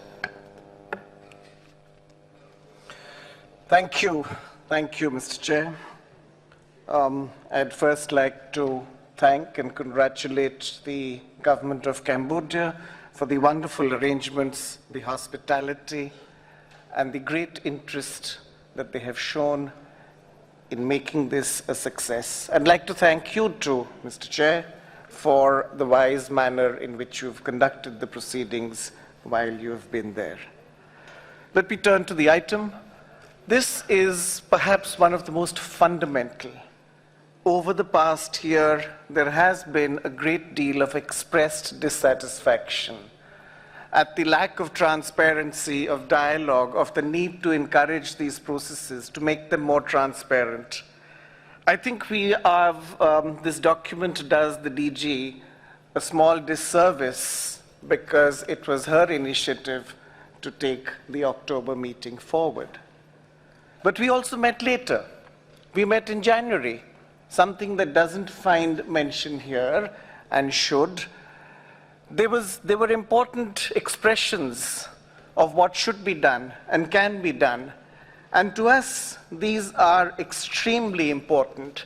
So to come to the specifics, firstly, I think we'd like to know how these processes very specifically are going to be taken forward. We have some suggestions. In September 2013, as usual, the advisory bodies will meet. This is a possible platform where member states could participate. I see the logistical limitations, but I'd love to hear what the advisory bodies would have to say. Information meetings tend to be repetitive, tend to be to contain material and content that could easily be disseminated. The January meeting was an information meeting, but transformed itself to an issues meeting. These are opportunities.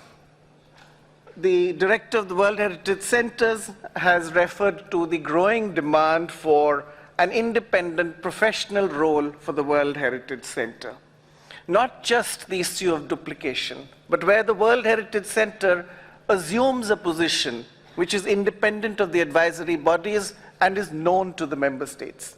I'm delighted by the fact that ICOMOS and IUCN have, in recent months, opened a dialogue with member states on nominations, on inscriptions, on state of conservation. I think it's a wonderful beginning. I think you need to institutionalize this and take it forward. It is possible to confuse these issues with acronyms, with the past, with 35COM, whatever, and 73COM, whatever. But I think you need a very clear concept and paper as to how you will promote dialogue, transparency. This is UNESCO's signature convention. This is the face of UNESCO. You cannot afford to have it mired in process and procedure. I would suggest, Chair, my colleague from the UAE spoke before this. I think we should spend time on this. I think the World Heritage Center should seriously think about how they can lend credence to these very important processes. Thank you, Chair.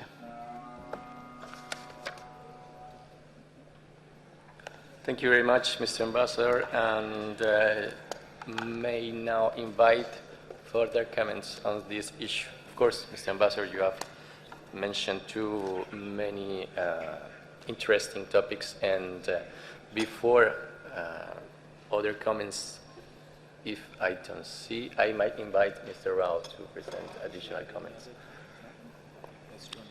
Estonia, before Mr. Rao invite Estonia, you please, sir, take the floor.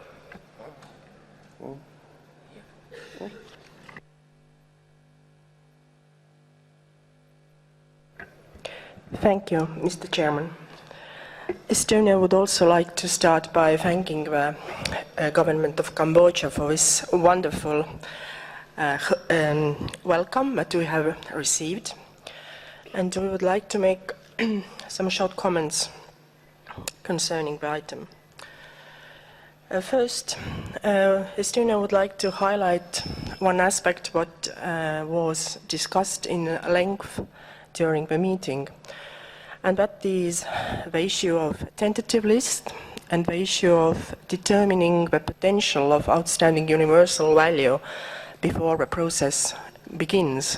The process that we know is time-consuming and costly for the state parties, and that is why we believe it's really in the interest of everyone concerned that the potential of OUV is established before the process begins.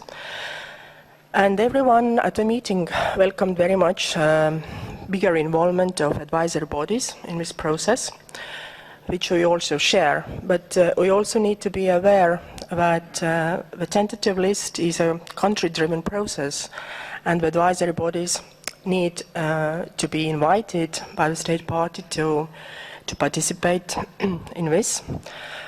And given the constraints that we have, the budgetary constraints and also the human resources constraints, it's important for the state parties to be active and to find the possibilities and means for inviting advisory bodies in this work.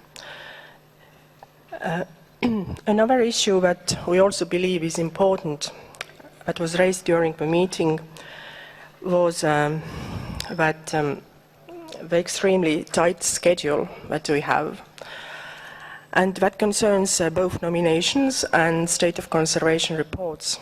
And as for nominations, we believe a very useful proposal has been put forward in the operational guidelines working document, that is to make use of 30th of September deadline that used to be voluntary, but now it is proposed to be mandatory for the new nominations. We believe it's very useful. And as for state of conservation reports, the 1st of February deadline is really very short, given that the committee meeting comes up in June. And as we have now established that the normal, let's say, interval of SOC reports is 2 years, maybe the committee could also discuss the option that if next report is invited in 2 years, maybe you can bring forward the 1st of February deadline, if we find an opportunity for that. Thank you.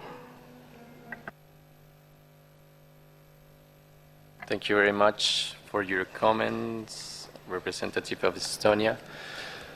Do we have another comments on this item?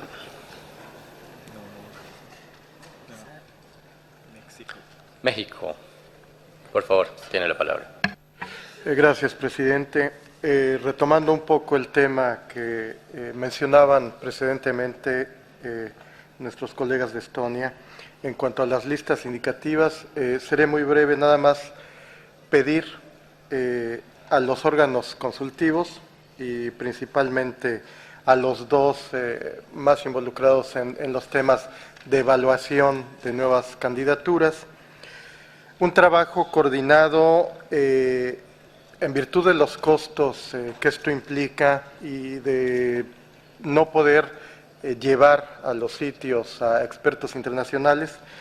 Nosotros pediríamos, por ejemplo, en el caso de ICOMOS, un trabajo más coordinado con los comités nacionales, pero bajo una condición muy específica, que esos comités nacionales, que en el tema América Latina y el Caribe son terriblemente irregulares los trabajos de los comités, que estos comités sean más profesionales, más objetivos y desde luego más transparentes, como mencionaba el embajador de la India. Gracias. Muchas gracias. Do we have another comments on this?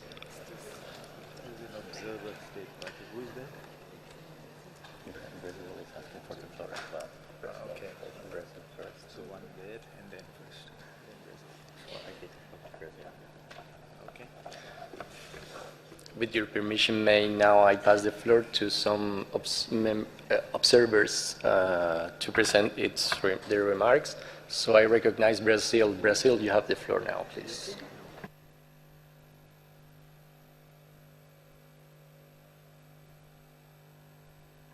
Microphone not working.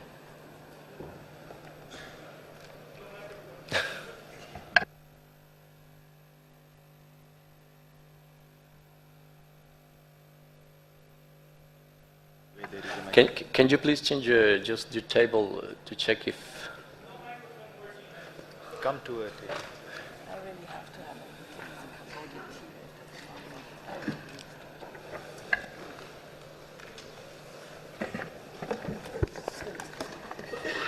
Please, I invite our colleagues of the organization to check this technician problem, please. And well, now I see you have your microphone is working, so please, sir, present your comments. Thank you, Mr. Chairman, and I have to thank the delegation of Estonia for the good cooperation to allow us to make this intervention. At the outset, allow us to thank the Cambodian authorities for the warm hospitality that they have provided, and congratulate you for assuming the works of this session, Mr. Chairman. Brazil would like to follow up actually what Estonia had said on tentative lists. We believe that tentative lists is the best opportunity for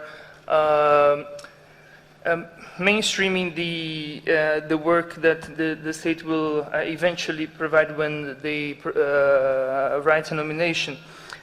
We believe that what ICOMOS had presented during the last October meeting as a paper provides a good basis for discussion in terms of revisions of the processes for tentative lists. We cannot, we should favor listing properties that do have the capacity for demonstrating that they're OUV. And in that sense, we understand that perhaps additional revisions to the operational guidelines should be necessary, might be necessary. And we think that these issues should also be brought to the attention of the consultative body on the operational guidelines. So this is what we would have to say at this stage. Thank you, Mr. Chairman. Thank you very much. Now I invite, please, the WWF to take the floor on this item, please. Switch it on. No, switch it on. Yes. Switch it on, please. It's okay. Hello, you can... Okay, it's right. working. Oh. Please Okay, proceed, madam. Thank you very much for allowing me to address the committee, and we look forward to good and fruitful deliberations here.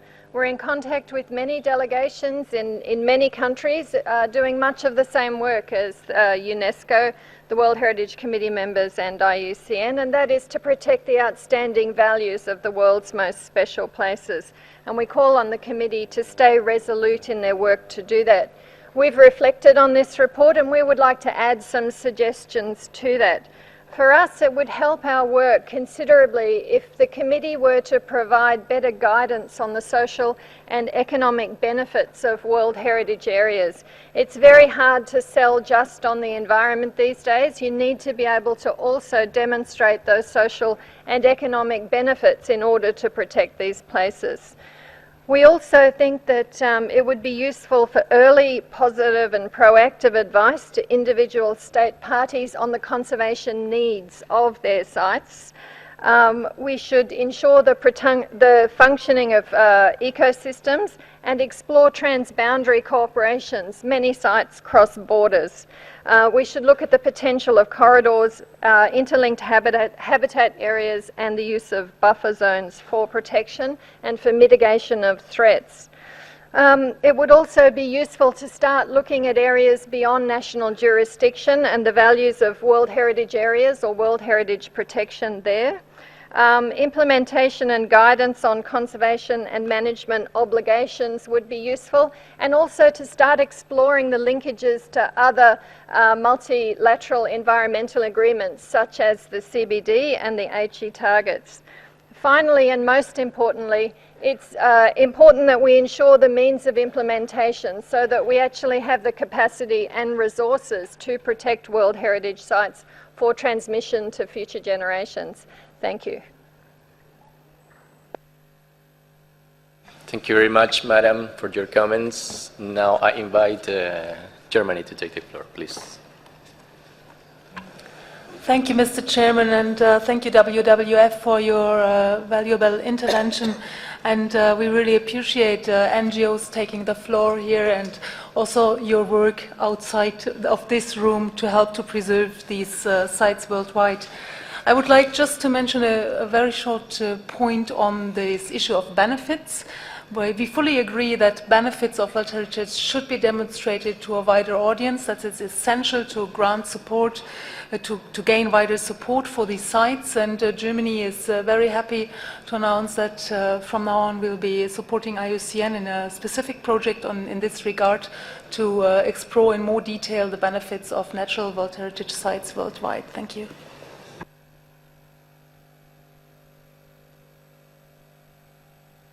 Thank you very much for your comments, Madam. If we have more comments on this item, I see none.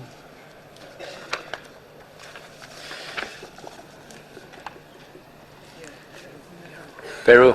Veo al Perú, por favor, señor embajador. Muchas gracias, señor presidente. Es la primera intervención de mi delegación y queremos sumarnos a los agradecimientos al gobierno de Camboya por la preparación de este evento. Quería ser muy breve y referirme a la discusión sobre las listas indicativas en la reunión que convocó la directora general en octubre del año pasado. En principio, la posibilidad de asociar a los órganos asesores a la elaboración de la lista indicativa es una cuestión que tiene una serie de elementos positivos en términos de preservar que los procesos reflejen adecuadamente el valor universal de los bienes. Sin embargo, este es un asunto que se ha iniciado en la discusión. Debemos recordar que la elaboración de las listas indicativas conforme a la Convención son competencias de los Estados partes.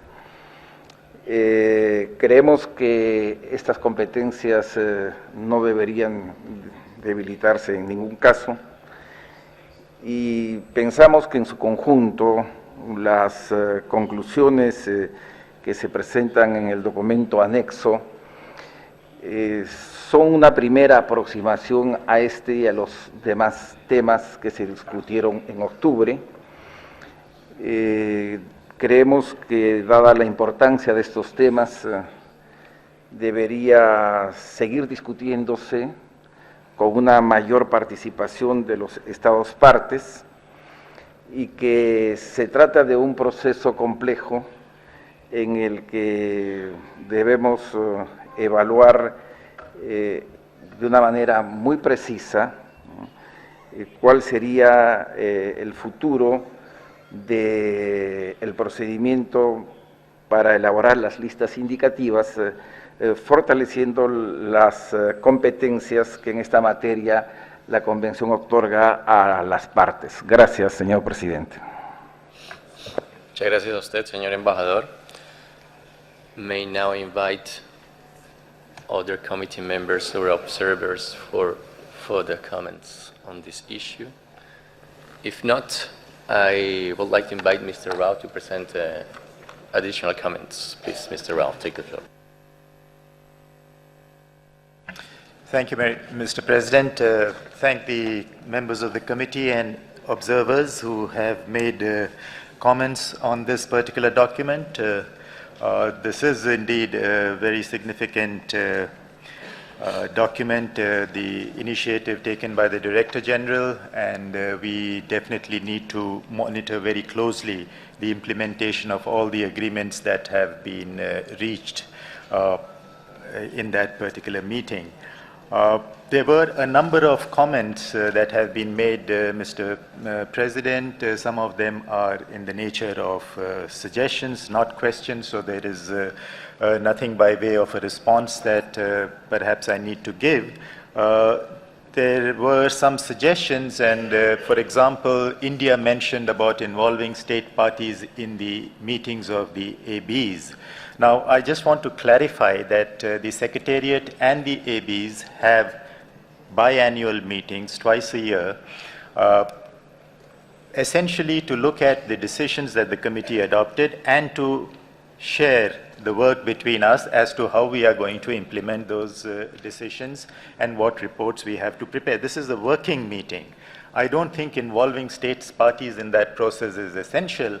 However, involving states parties in discussions with the advisory bodies and the Secretariat is a good thing, but that is not the forum. We can have separate meetings for that purpose. How we go about the logistics of organizing these consultations once or twice a year is again for the committee to consider, because there are resource implications on that issue. We have absolutely no point in convening as many meetings as the committee wishes, provided the resources and the time is available to do so. In terms of issue-based interactions, I think the thematic meetings, expert meetings that are organized on, I just read out the Secretariat's report on urban architecture, on the visual impact of development projects, on the involvement of indigenous peoples. These are issue-based interactions. Again, there are resource constraints, but when they are hosted, these meetings, they are open for states parties to participate within the limits of the resources that are available. So I don't think there is any hesitation or lack of effort from the Secretariat to convene and organize these kinds of meetings. There is a often used terminology of transparency, lack of transparency and accountability, and it's very difficult for us to understand what exactly that means, because the Secretariat implements the regulations, the operational guidelines and the rules of procedures that the committee itself has established. We follow them. If you want these to be changed, it is the committee's sovereign decision to do so. But as far as there are rules which require us to function in a certain manner, we act according to those rules. But there is no question of us being secretive or non-transparent or shirking our accountability. We are there open, available for states parties to consult us, and they do. I don't think there are any problems on that account of being approachable or receiving responses to questions or clarifications. So if there is more precision on precise procedures that we should be following, please establish them in the rules of procedure and the operational guidelines, and we'd be more than happy to follow them. Mr. President, there were also a number of comments on tentative lists. The last comment made by Peru, I think there was a bit of a misunderstanding perhaps in the intent of what was agreed on in the meeting on the 2nd. It's not as though the tentative lists will now be written only by the advisory bodies. Tentative lists, like nominations, is the prerogative of the states parties. There was the suggestion that states parties need to be provided guidance and support by the advisory bodies in ensuring that there is potential for some of these sites to meet the criteria and demonstrate outstanding universal value. So advisory bodies are available to be able to contribute to your effort, and only if you so desire. If you don't, there is no requirement that you have to involve the advisory bodies. Comments made on demonstrating the social and economic benefits of World Heritage Sites, absolutely, there is no question. We had, in fact, if you remember, brought out a publication with Cambridge University Press for the 40th anniversary last year, titled Benefits Beyond Borders, which includes 26 case studies from around the world, precisely showing what benefits these World Heritage Sites bring to local communities and to local and regional economies. I know that several states parties have also carried out studies. Australia carried out a very interesting study a few years ago.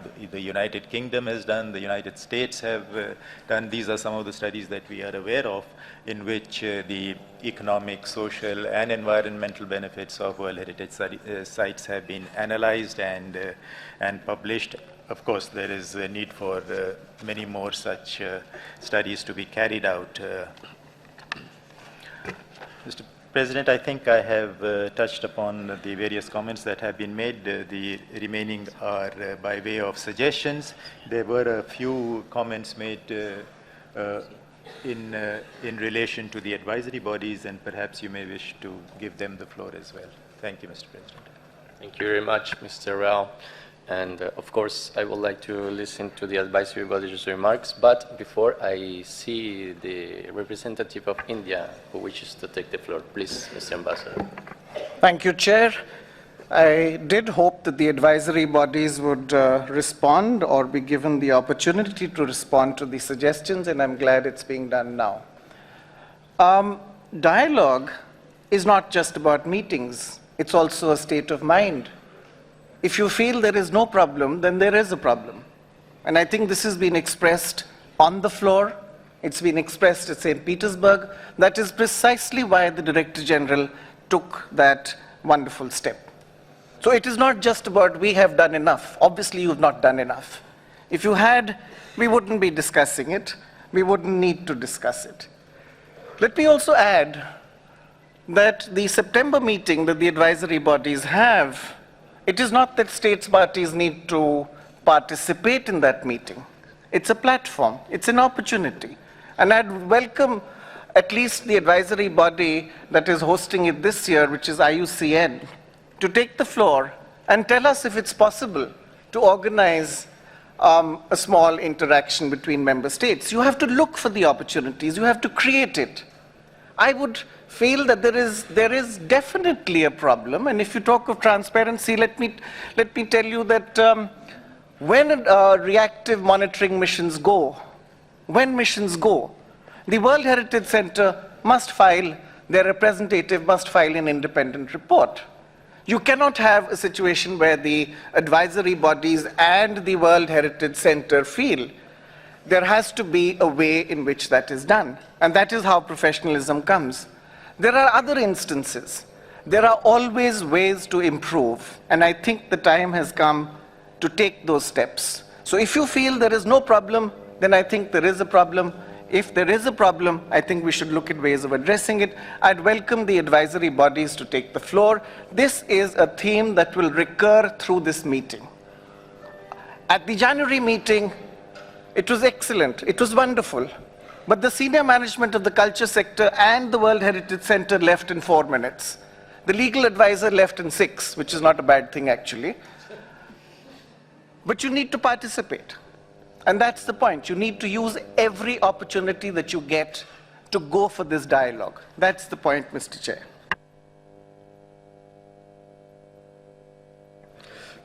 Thank you very much, Mr. Ambassador, for your very important remarks. And now I would like to give the floor to the advisory bodies, maybe the representative of IUCN first. Well, thank you, Chair. There were some questions, so I'll just try to address the points that have been raised and elaborate further. I think firstly for IUCN, we see the meeting in last October and the documentation of its results as extremely important.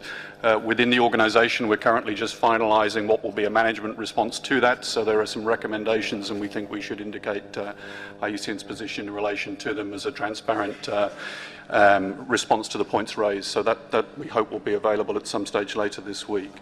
In terms of the different points that are raised, so firstly in terms of dialogue, we would agree that the process has started, but we need to find lots of different ways in which that can proceed. It's already been mentioned that we do have space here at the committee to allow for some of that dialogue. We do have an advisory bodies pavilion, as we could dub it, which is in room 4 on the 4th floor. And on every one of the lunch times for an hour and a half, we'll be running various events, which will include later in the meeting an open forum to allow for issues to be raised, but a number of specific events on different aspects of our work, so we hope that space will be used. And please do come and visit us there. On the specific point of the advisory body meeting, as it's called, which we'll host in September, perhaps not in that meeting, but if it was wished to organise a meeting at IUCN, we have the facilities to do that. What I think as an advisory body we can't do if it's an engagement with states parties is make the decision about how that would happen. I think that the question of how states parties in a small group would come to a meeting like that must be a matter between the parties, and I don't think we could pick and choose for ourselves who should be invited. So that would be the question we would put back. But from a logistical point of view, there would be no difficulty to organise perhaps a separate meeting to the advisory bodies meeting if that was what the wish of this committee was, and if it was resourced. And I think that would be a question for the Secretariat to work on with the parties. On the other matters that are raised, I think on tentative lists, clearly we don't wish to take any role which the states parties are not comfortable with. It is an advisory role we provide, so anything we should do should be at the invitation of states parties. But I think we do need to find the operational ways to support states. So it's good to talk about the idea of engaging in tentative lists, but how do we do that? One means is to provide better ways to operationalise our thematic studies. So we acknowledge the support of Germany with a thematic study that will launch at this meeting, and also Australia for a thematic study on Criterion 7, also to be launched at this meeting, and Switzerland, as mentioned in the advisory bodies presentation, that have supported capacity building in our networks. So that's one area. How do we make that operational? And also the model that the African World Heritage Fund has been deploying in support of nominations in Africa, which is starting to show results. These are operational questions, but how else can we see concretely how we support tentative lists, not just the idea of doing that, but some models for how it works. And the last comment, just to thank Germany for their announcement on the study of benefits. I think it's a general consensus that whilst we are preoccupied by outstanding universal value, if we don't engage more largely in how World Heritage Sites contribute benefits to communities and to society, then we're missing a major part of the jigsaw. So we're very pleased that piece of work will move forward, but it has to be part of a larger effort to build that part of our thinking into the operationalisation of the convention. I hope I've picked up the main points. Thank you, Chair. Thank you very much to the representative of IUCN. I'm sure that the committee members are taking good note of the comments. Now, may I invite the representative of ICOMOS to present its comments, please, sir. Thank you, Mr. Chair. I'm not quite sure of what we could add to what IUCN already said. It was quite eloquent, and a lot of what they said applies to ECOMOS, of course. I think I just want to reiterate a number of points. I think we really poured our heart out in the report that we produced for the Looking Forward meeting, and we tried to produce as many ideas that we thought could work effectively to improve the implementation of the convention, and also to eliminate something that we're very concerned about, which is the unnecessary expenditure of financial resources, the elevation of community expectations that always accompany nominations, and that are absolutely have a terrible impact once you, if ECOMOS or IUCN recommend against inscription. So we really would like to avoid this unnecessary and wasteful experiences by trying to figure out how we can move ahead together. Now, in saying all this, we have to underline that while the committee has a lot of freedom to do and undo and act in whichever way it feels is most appropriate, ECOMOS and the advisory bodies are really very tightly bound by the operational guidelines that you give us. These are the rules of the game that you give us. And it doesn't mean necessarily that we like them. It means simply that we have to abide by them. So in that respect, we reiterate what we said in Paris, that we would love to open a very frank, however brutal it may be, but we would welcome a very frank dialogue as to how we can make the convention a happier place, how we can make these committee meetings less belligerent and less confrontational, and how we can achieve the goal that we all want, which in the end is the conservation of the World Heritage properties and the recognition of all properties that have outstanding universal value. So I think we're all on the same page. It's just a matter of figuring out how we can get to the ends that we're all trying to achieve. Thank you. Thank you very much, sir. May now invite the representative of ICROM to present your comments. Please, sir. Thank you. Thank you, Mr. Chairman. We would agree with, obviously, with most of the comments coming from IUCN and from ECOMOS, although I'm not sure that we really want brutal discussions, but having open discussions, I think, is certainly very useful. Just in terms of the substance of some of the suggestions, I would point out that the idea of opening dialogue with states parties at various points in time, I think, is a very good one. I'm not sure that the September meeting is necessarily the best time to do that, because sometimes that takes place in Paris, sometimes it takes place in Rome, and sometimes it takes place in Switzerland. So that may be a little bit more difficult to organize, but certainly the advisory body meeting in January is always in Paris, and there are certainly other opportunities throughout the year where the advisory bodies are in Paris for different meetings, for information meetings, for other reasons, and there's no reason why we couldn't organize a sort of a side meeting to those moments when we're in Paris to talk about a specific theme. We could talk about tentative lists at one point in time. We could talk about nominations at one point in time, etc. I mean, that's something that I think we could theoretically work out some sort of a schedule. I think this would need to be an ongoing process, and so we could sort of divide those meetings up into various topics as we go along. In relation to tentative lists and nominations, again, that's not necessarily specifically ECROM's area where we're working, but we do want to point out that the convention itself is about international cooperation, and that's one of the reasons that we strongly endorse the Africa World Heritage Fund model, which is bringing together states parties from the region to look at the tentative list and especially look at nominations. And it's an ongoing process. It's not one small workshop that then disbands and people go away. It's actually it's actually an ongoing process with more than one regional encounter, with mentoring processes that go on in between, and I think that's a model that might be useful for for different regions of the world to explore, doing it on a regional or at least a sub-regional basis, let's say. So in any event, we look forward to continued dialogue, and I think it's really just a question of working out the logistics and figuring out exactly when and exactly what topics we're going to be talking about at any given time. But we certainly look forward to that continued dialogue with states parties. Thank you. Thank you very much, sir, for your comments. Now I invite Mr. Banderin to present your comments. Thank you very much, Chairperson. I just wanted to offer a comment because, of course, the intention of the Director General and all the management of UNESCO and the Secretariat is to create the best conditions for the advancement of the Convention. So I think that this has been demonstrated by the opening of meetings that we had last year, and we will continue having it. I don't think we're saying that there is no problem. I would like to gently, comment on that, because it's obviously that there is a discussion ongoing. Maybe there are no problems, but there is a discussion on procedures, on methodologies, on processes that have to do with a complex system, the one that has been established around many years around the convention. We see them very clearly in the meetings of the committee and during the year.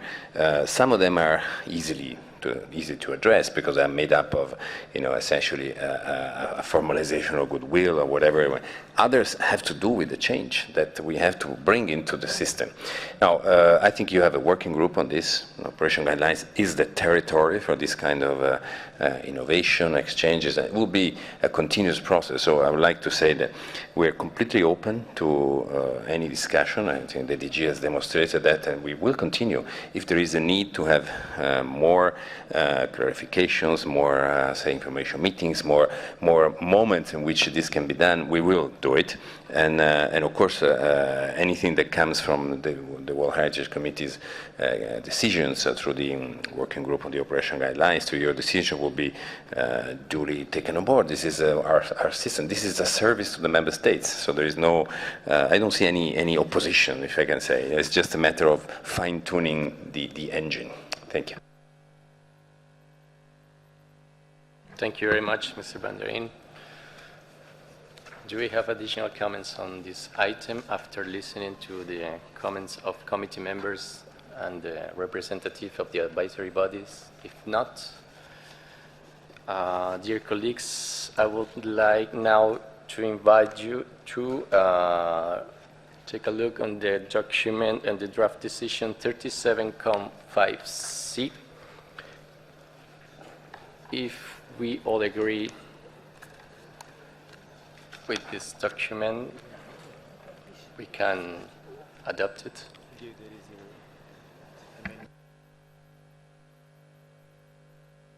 I was informed that it was an amendment that was sent directly to the rapporteur, so I may now invite the rapporteur to explain us this. Please, Madam, you have the floor.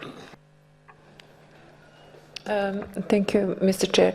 I would just like to say that it was we received amendment by India concerning the paragraph 5 and 6, although it was not introduced by the state party orally before we received. So you have amendment on the screen. If you want, I can read it.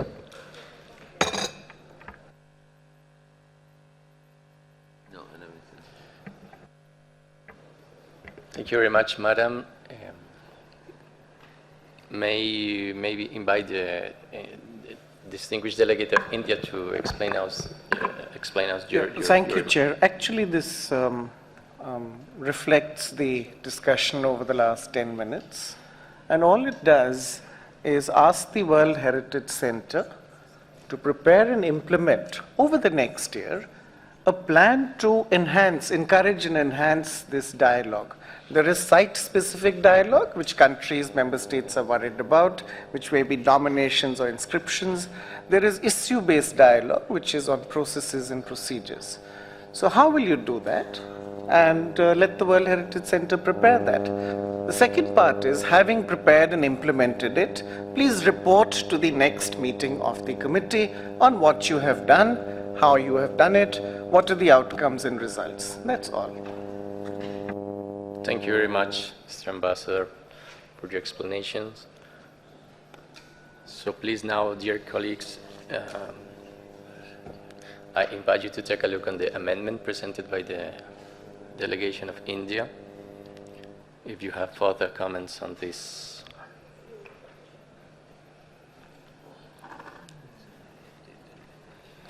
Made in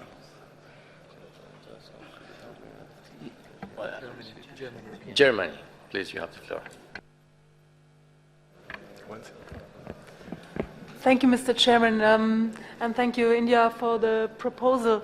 As far as the proposal on paragraph 5 is concerned, I have a certain difficulty in understanding how the center should plan and implement something between the advisory bodies and the member states, which I have a certain difficulty in seeing how this can be done in first of all in only 1 year, and how the role of what the role of the advisory bodies is in this process and the role of the member states.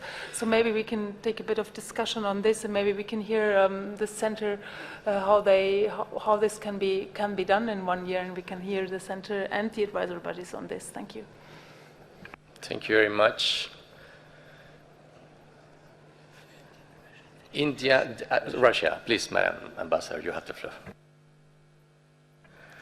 Уважаемые коллеги, тоже разрешите от имени Российской Федерации поблагодарить наших камбоджийских коллег за замечательный прием, за гостеприимство и за замечательные условия работы. Уважаемые коллеги, мы на протяжении уже многих сессий говорим о том, что мы хотим более прозрачных, более ясных и тесных отношений с консультативными органами. Но у нас есть Центр всемирного наследия, который действительно должен способствовать этому процессу, как нам представляется, поскольку он как раз находится в середине между странами-членами, консультативными органами. И это как бы, насколько я понимаю, это как бы начало пути. Давайте попробуем. Мы все время говорим об этой транспарентности. Давайте попробуем. Пускай Центр всемирного наследия наиболее сложные случаи возьмет и предложит, как это сделать, как провести эти консультации. А дальше мы на следующей сессии посмотрим, что из этого вышло. Не надо гнаться за количеством, а надо взять просто несколько случаев, как, так сказать, пилотный проект. Спасибо.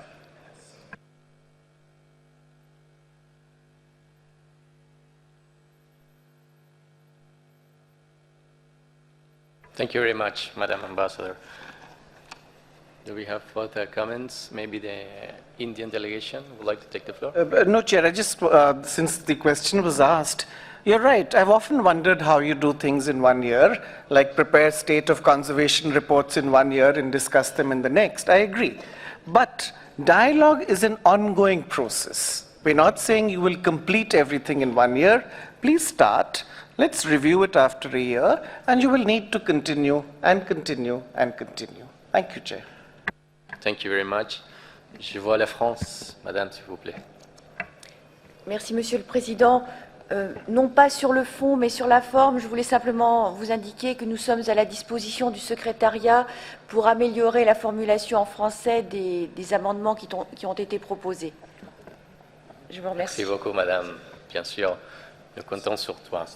I can see Estonia wishes to take the floor. Estonia, then Switzerland.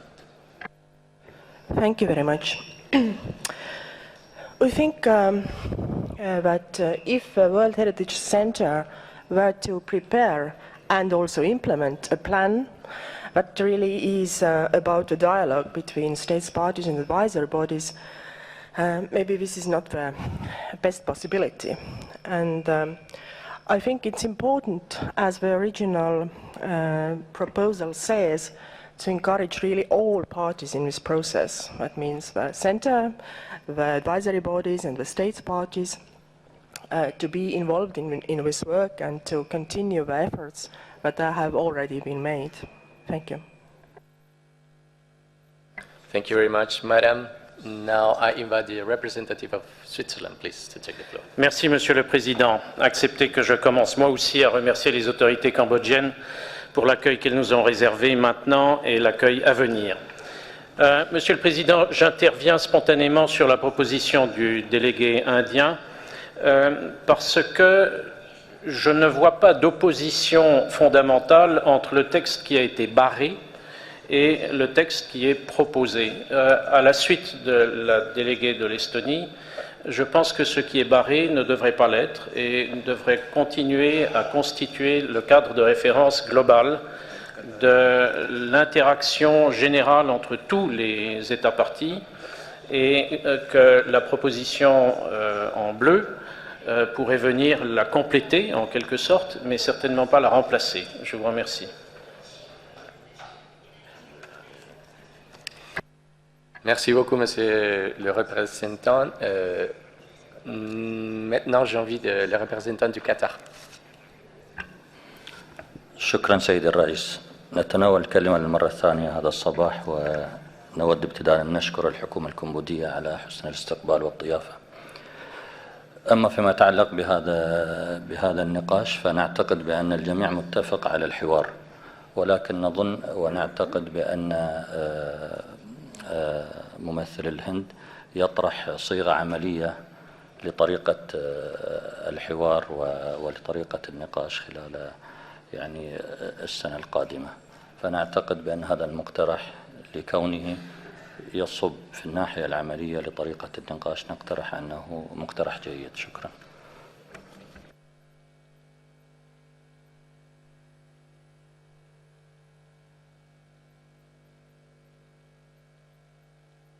Merci beaucoup. Je vois le Sénégal, s'il vous plaît, monsieur.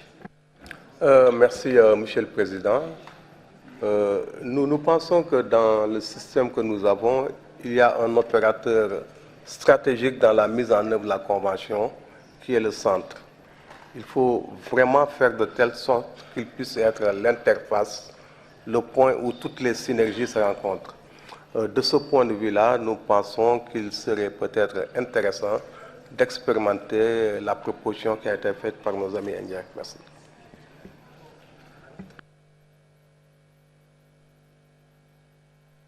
Merci beaucoup, monsieur.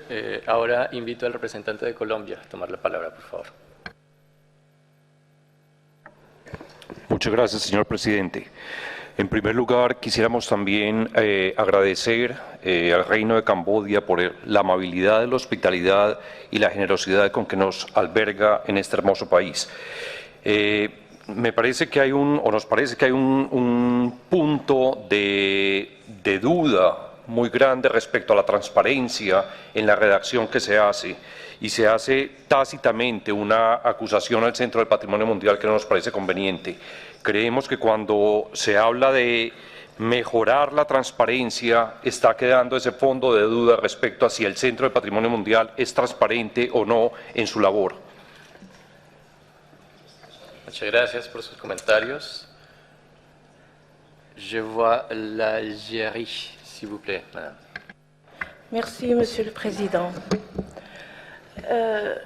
Je ne parlerai pas de la forme dont est rédigé ce point 5, mais je voudrais parler du fond. Il est certain que le Centre du patrimoine mondial a des attributions et des prérogatives. Et il ne manque pas de faire dans la transparence la plupart du temps, et ce n'est pas un reproche que nous faisons. Mais il y a une réalité qui est celle du dialogue.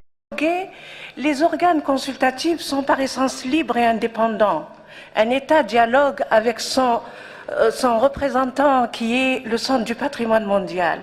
Donc c'est à l'intérieur du Centre du patrimoine mondial qu'il faut trouver la solution de mettre en place un mécanisme, une organisation qui puisse permettre aux États de dialoguer quand ils le veulent sur des sujets qui les intéressent.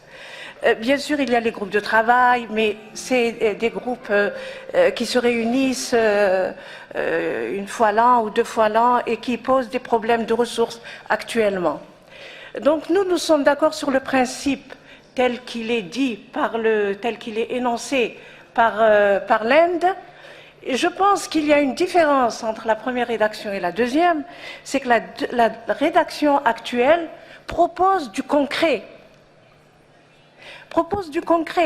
Mettons en place, s'il y a besoin de l'aide de certains États, mettons en place au niveau du Centre du patrimoine mondial un espace de dialogue entre les organisations consultatives, mais par le biais du Centre du patrimoine mondial.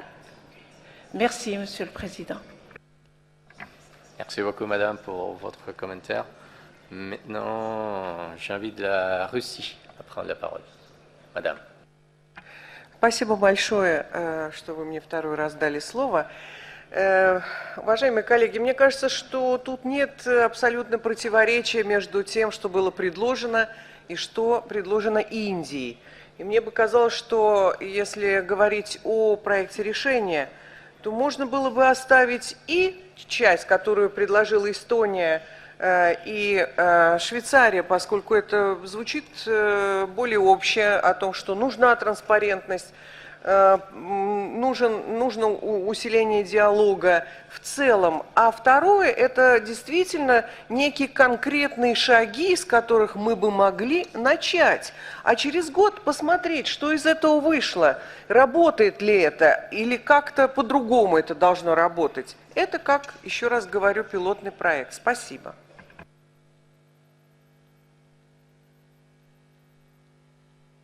Thank you very much, Madam Ambassador. Maintenant, j'invite le représentant de Mali à prendre la parole.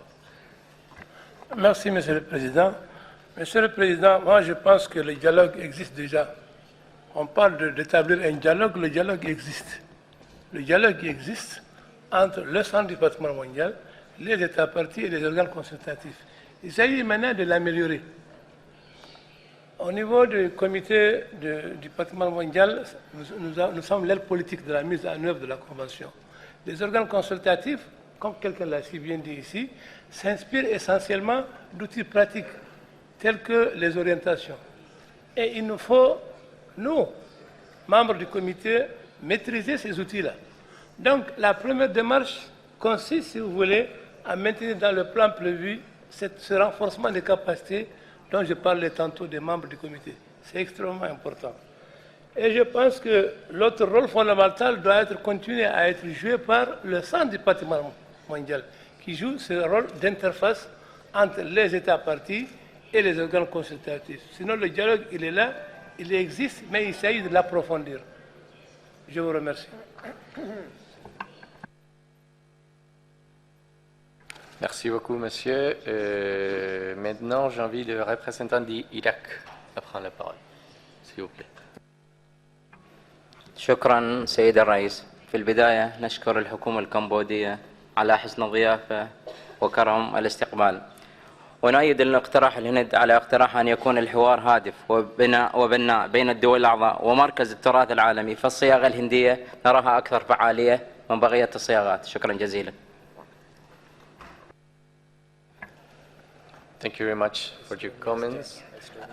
I see Estonia again asking for the floor. Please proceed. Thank you very much.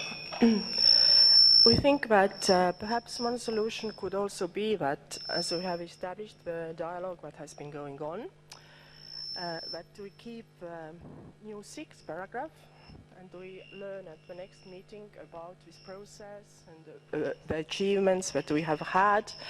But maybe the proposal proposed under paragraph 5 by India is a little too specific, because if World Heritage Center were really to implement a plan that maybe the advisory bodies and the states parties don't think that it is useful, then it's not a very wise way forward, because really the site-specific dialogue between advisory bodies and member states, it's a matter between those two. Thank you. Thank you very much, madam. Do we have... Yes, apparently translation was interrupted, so... Interpretation is not working.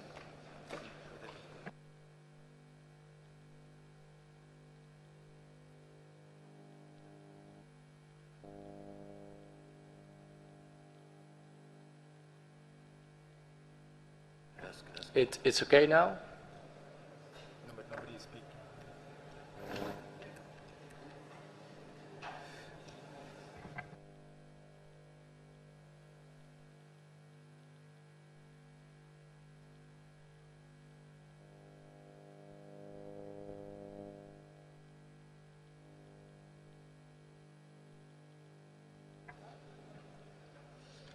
Is it okay now? It's working? Please, interpreters, I would like to know.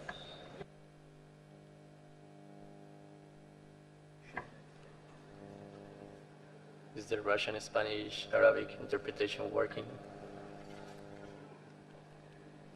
Not yet. So please, we will have to wait just 1 minute while we solve this problem.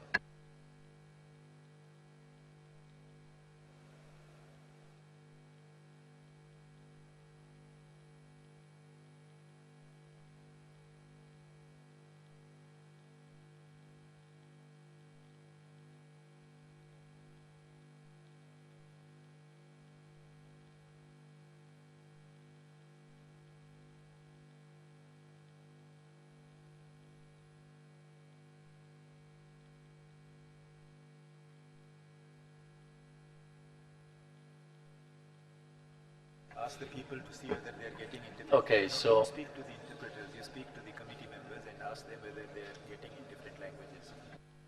okay, so now I address again to the committee members to know if they have the interpretation. Is it working? Not yet.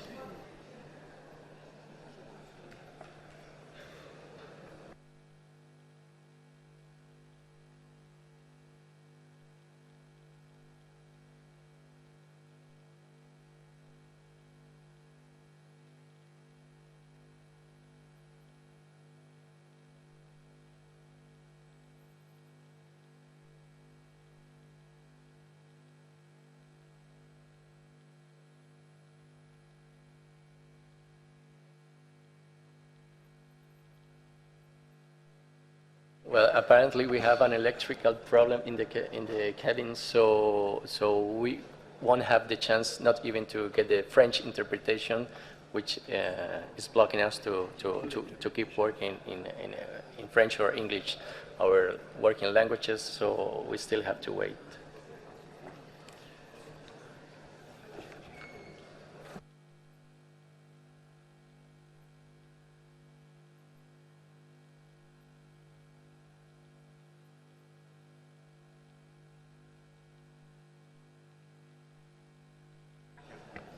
Well, apparently it's working now. So my address again to the committee members. It's okay? Okay, so now I would like to come back again to Estonia.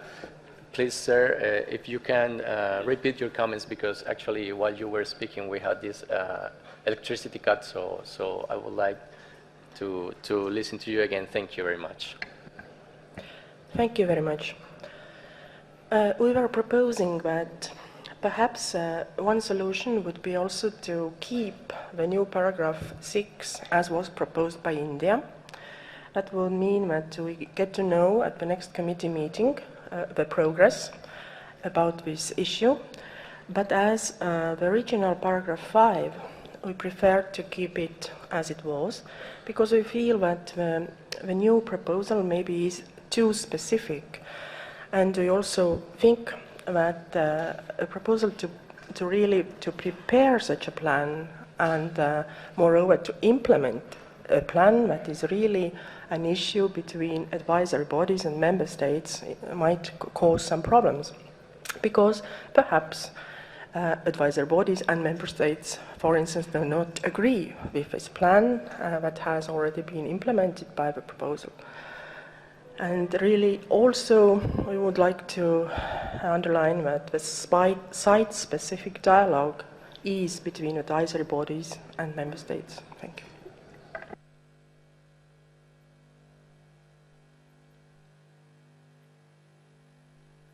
Thank you very much, Madam, for your comments. And now I invite the representative of Malaysia to take the floor. Thank you very much, Mr. President. We have heard several combinations of 5 and 6. Malaysia would like to suggest that we keep 5, but we modify it. Request the World Heritage Center to prepare a plan to further encourage dialogue and transparency, to further enhance and facilitate dialogue, communication, and transparency, and report on this at the 38th session of the World Heritage Committee. So it's a combination of the 3, without going into the details. Thank you, Mr. President.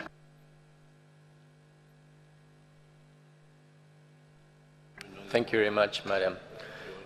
India, please. Thank you, and I think the point has been made that something needs to be done. It's for the World Heritage Center to rise to the occasion and prepare a report which they would give to the next committee. Insofar as the content of the resolution is concerned, frankly, it doesn't mean or require that much. I think the suggestion of the Russian Federation is a good one. Try it. I think the specificity which is there in 5 and 6 is to help you think it out. The general point made by Estonia is also valid. At the end of the day, I think we should come together, and Malaysia has a good suggestion. But at the end of the day, the message to the World Heritage Center is something needs to be done, and you need to tell us about it the next time.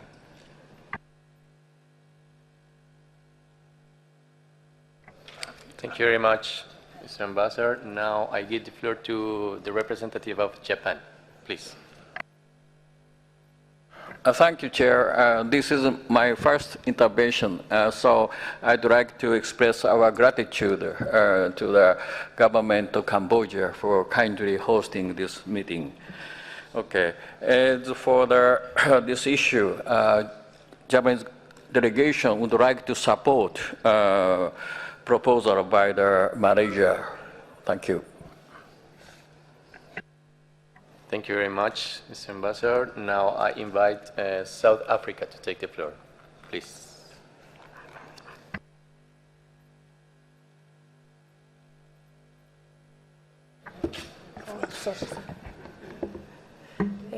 Thank you, Chair. We've had the various suggestions that have been made. I think we still need to give a chance, just give a chance, as the delegate of India has mentioned, to his proposal. Maybe the combination of the two, as has been suggested, that we keep the first one, but I think the second one should still remain as it was in the beginning, and let's give it a chance. If there are problems with it, then it would be reviewed in the next year. But if we remove it completely from now, we do not know how it will come again. Let's try and have a way of starting now to see how it works. Thanks.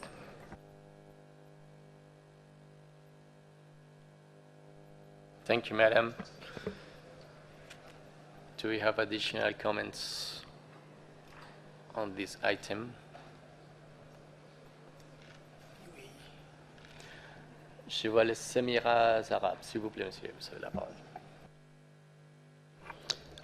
شكرا السيد الرئيس. أنا أعتقد أن إيضاحات الهند الأخيرة تتفق مع ما تم اقتراحها من استونيا وروسيا وماليزيا وأخيرا. لذلك نحن في حالة توافق، يعني فقط نريد الخروج إلى نحن نعتقد أن الحفاظ على 5 و6 بصياغة أخيرة تأخذ بالاعتبار المداخلات التي تفضلت بها الوفود سيقودنا إلى توافق على هذا الأمر يعني. وفقط أود أن أعلق على ما طرحته الزميلة من استونيا بخصوص مركز التراث العالمي. نحن نعتقد أن هي محقة بأن الأمر يخص الدول الأعضاء والجهات الاستشارية، لكن مركز التراث العالمي مهمة تفاصيلات، يعني أن يقدم هذه الخدمة للدول الأعضاء والجهات الاستشارية، وهو لا يقرر ولكنه شريك أيضا في هذا العمل الذي نقوم به. شكرا.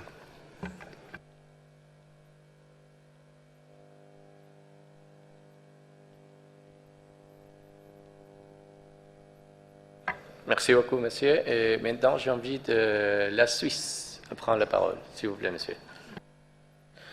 Merci, Monsieur le Président. Puis-je vous demander si la proposition qui était présentée par notre collègue de Malaisie pourrait être reproduite sur les écrans, parce qu'elle me semblait être digne d'intérêt. Je vous remercie.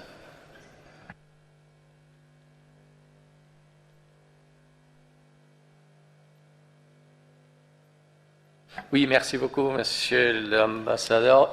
Donc, j'invite aux représentants de Malaisie, s'il vous plaît, si vous pouvez juste répéter votre proposition afin que le secrétariat, nos collègues de secrétariat puissent prendre note.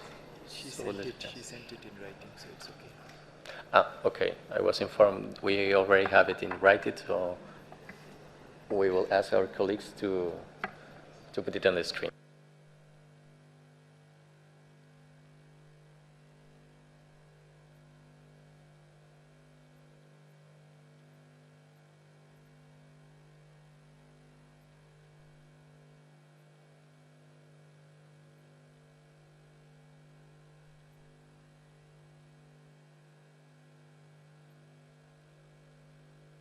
Ouais.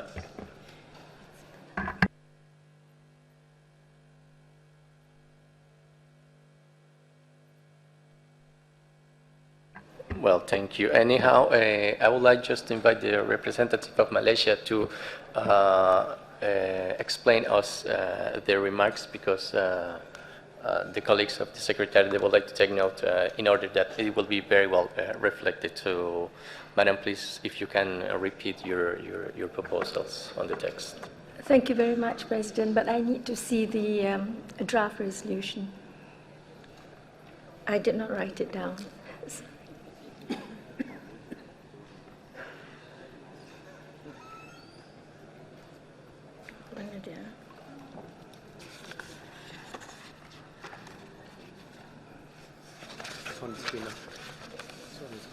Okay. Request the World Heritage Center to prepare a plan to encourage and to further enhance and facilitate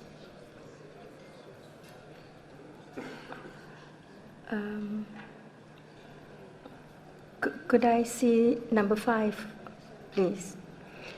Further enhance and facilitate dialogue, communication, and transparency in all processes of the Convention, and report to the 38th session of the World Heritage Committee. Thank you. Thank you, Madam. Please, colleagues of the Secretary, I would like to take note of this.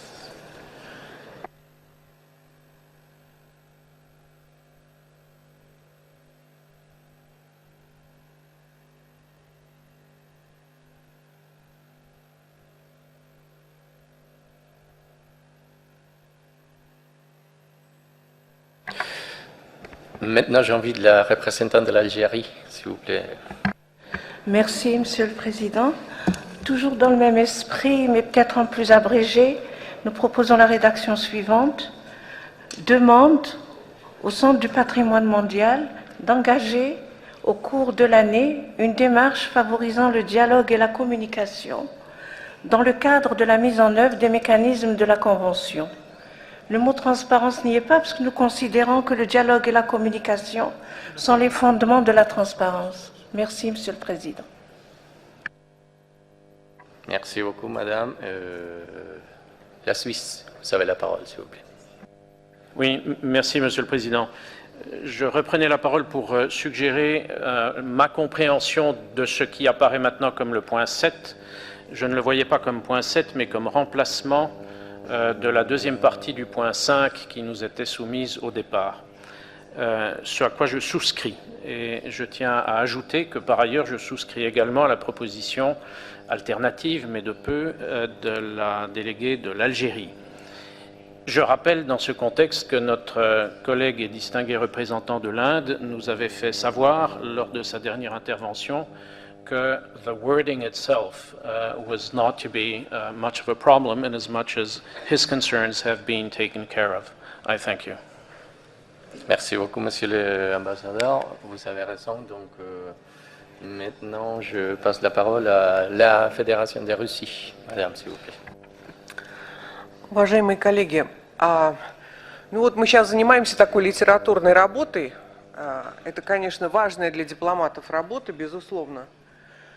Вот, но думаю, что мы все понимаем, о чем мы говорим. И мне бы хотелось, прежде чем мы примем окончательное решение, попросить Центр всемирного наследия немножечко прокомментировать, как они видят вот эту свою работу, с чего бы они начали эту работу. Потому что для нас, для стран-членов, так же, как и для консультативных органов, конечно, Комитет всемирного наследия – это такой ключевая организация, куда мы идем со всеми нашими проблемами, вопросами и так далее. Поэтому это логично, что мы просим вас взять этот процесс в свои руки.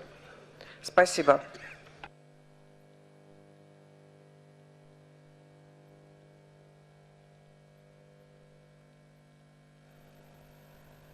Thank you very much, Madam. So, are we taking good note of the amendments and the observations of the Member States and Secretariat? She wants me to. Okay, so now I would like to invite Mr. Rao to reply to this question. Thank you, Mr. President.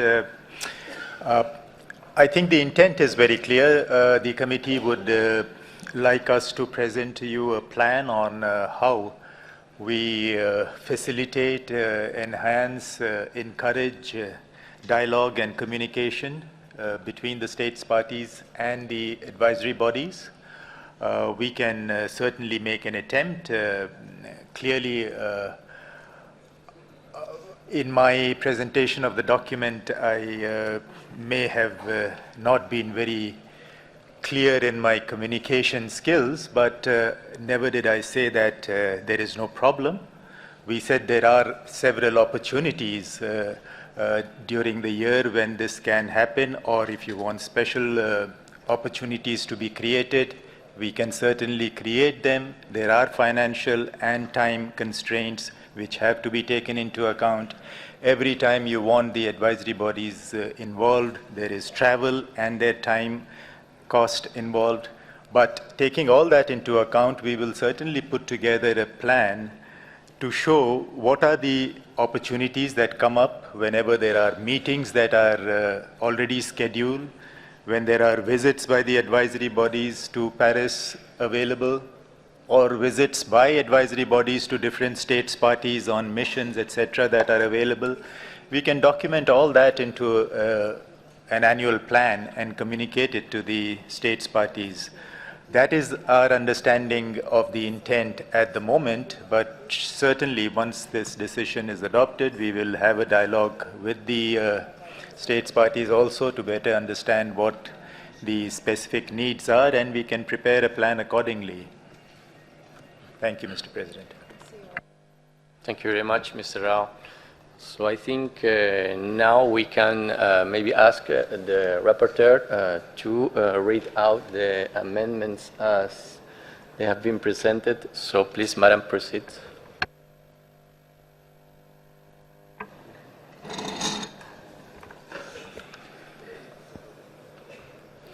I'm sorry, we don't have all of them yet here.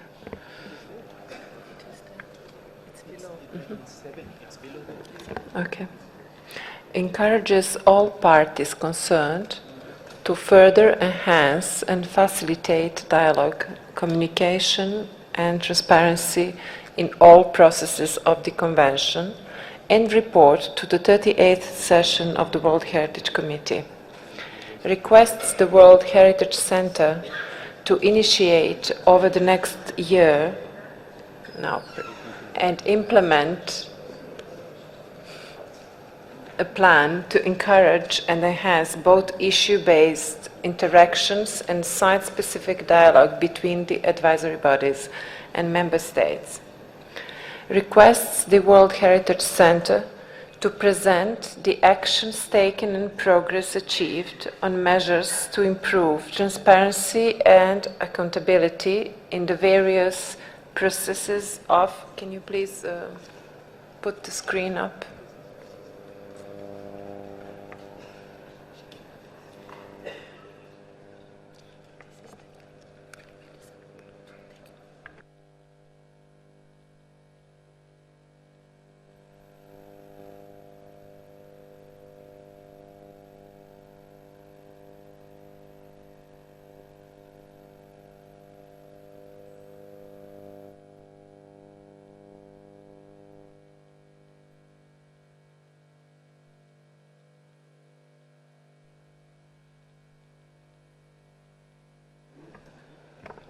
And we have a second option, which is under number 6 now, but it's not number 6, it's just a second option. Requests the World Heritage Center to present the actions taken and progress achieved on measures to improve transparency and accountability in the various processes of the Convention of the 38th session of the World Heritage Committee. So the members, most of the members agreed upon previous, what I read before, and this is the second option that I just read. So you have to say which one you prefer. For the moment, we have more members that agreed upon one first. Thank you, Madam. Now, j'invite le représentant de l'Algérie, s'il vous plaît. Je voudrais juste reprendre ce que l'Algérie vient de proposer. Alors, demande au Centre du patrimoine mondial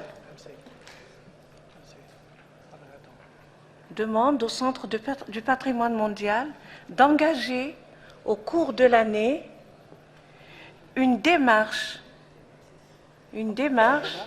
favorisant le dialogue et la communication dans le cadre de la mise en œuvre des mécanismes de la Convention. Merci. Merci beaucoup, Madame. Malaysia, please, you have the floor. Thank you, Mr. President. Malaysia's suggestion is not there. What we said was to request the World Heritage Center to prepare a plan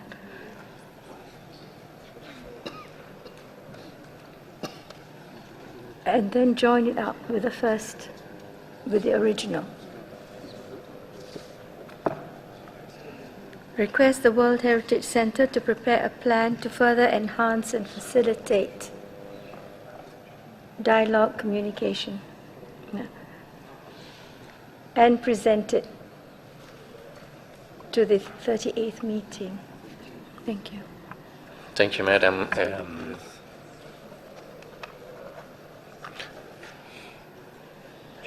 Are our colleagues of Secretariat taking note of these remarks?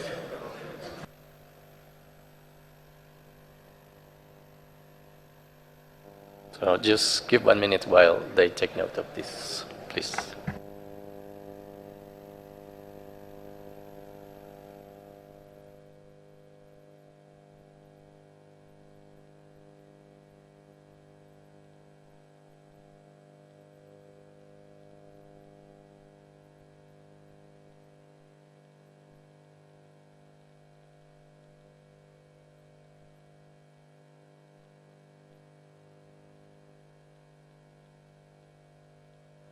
The rapporteur wants to present some clarifications, please, Madam. S'il vous plaît, si on réduit l'écran pour voir la totalité des propositions, on n'aura pas, on verra rien parce que ça sera trop petit. Donc, on va vous proposer, je vais lire lentement toutes les propositions jusqu'à présent et vous allez après décider laquelle vous convient le mieux. Merci. Merci beaucoup, madame. Mais avant de faire ça, j'aimerais bien savoir si le représentant du Japon souhaiterait présenter aussi des amendements sur le texte. Monsieur l'ambassadeur, vous avez la parole. Just, we'd like to want to keep Malaysian version on the screen. And also, Japan is supporting Malaysian version. Thank you. Thank you very much, Mr. Ambassador. So please, the colleagues of Secretariat, if they could reflect it properly.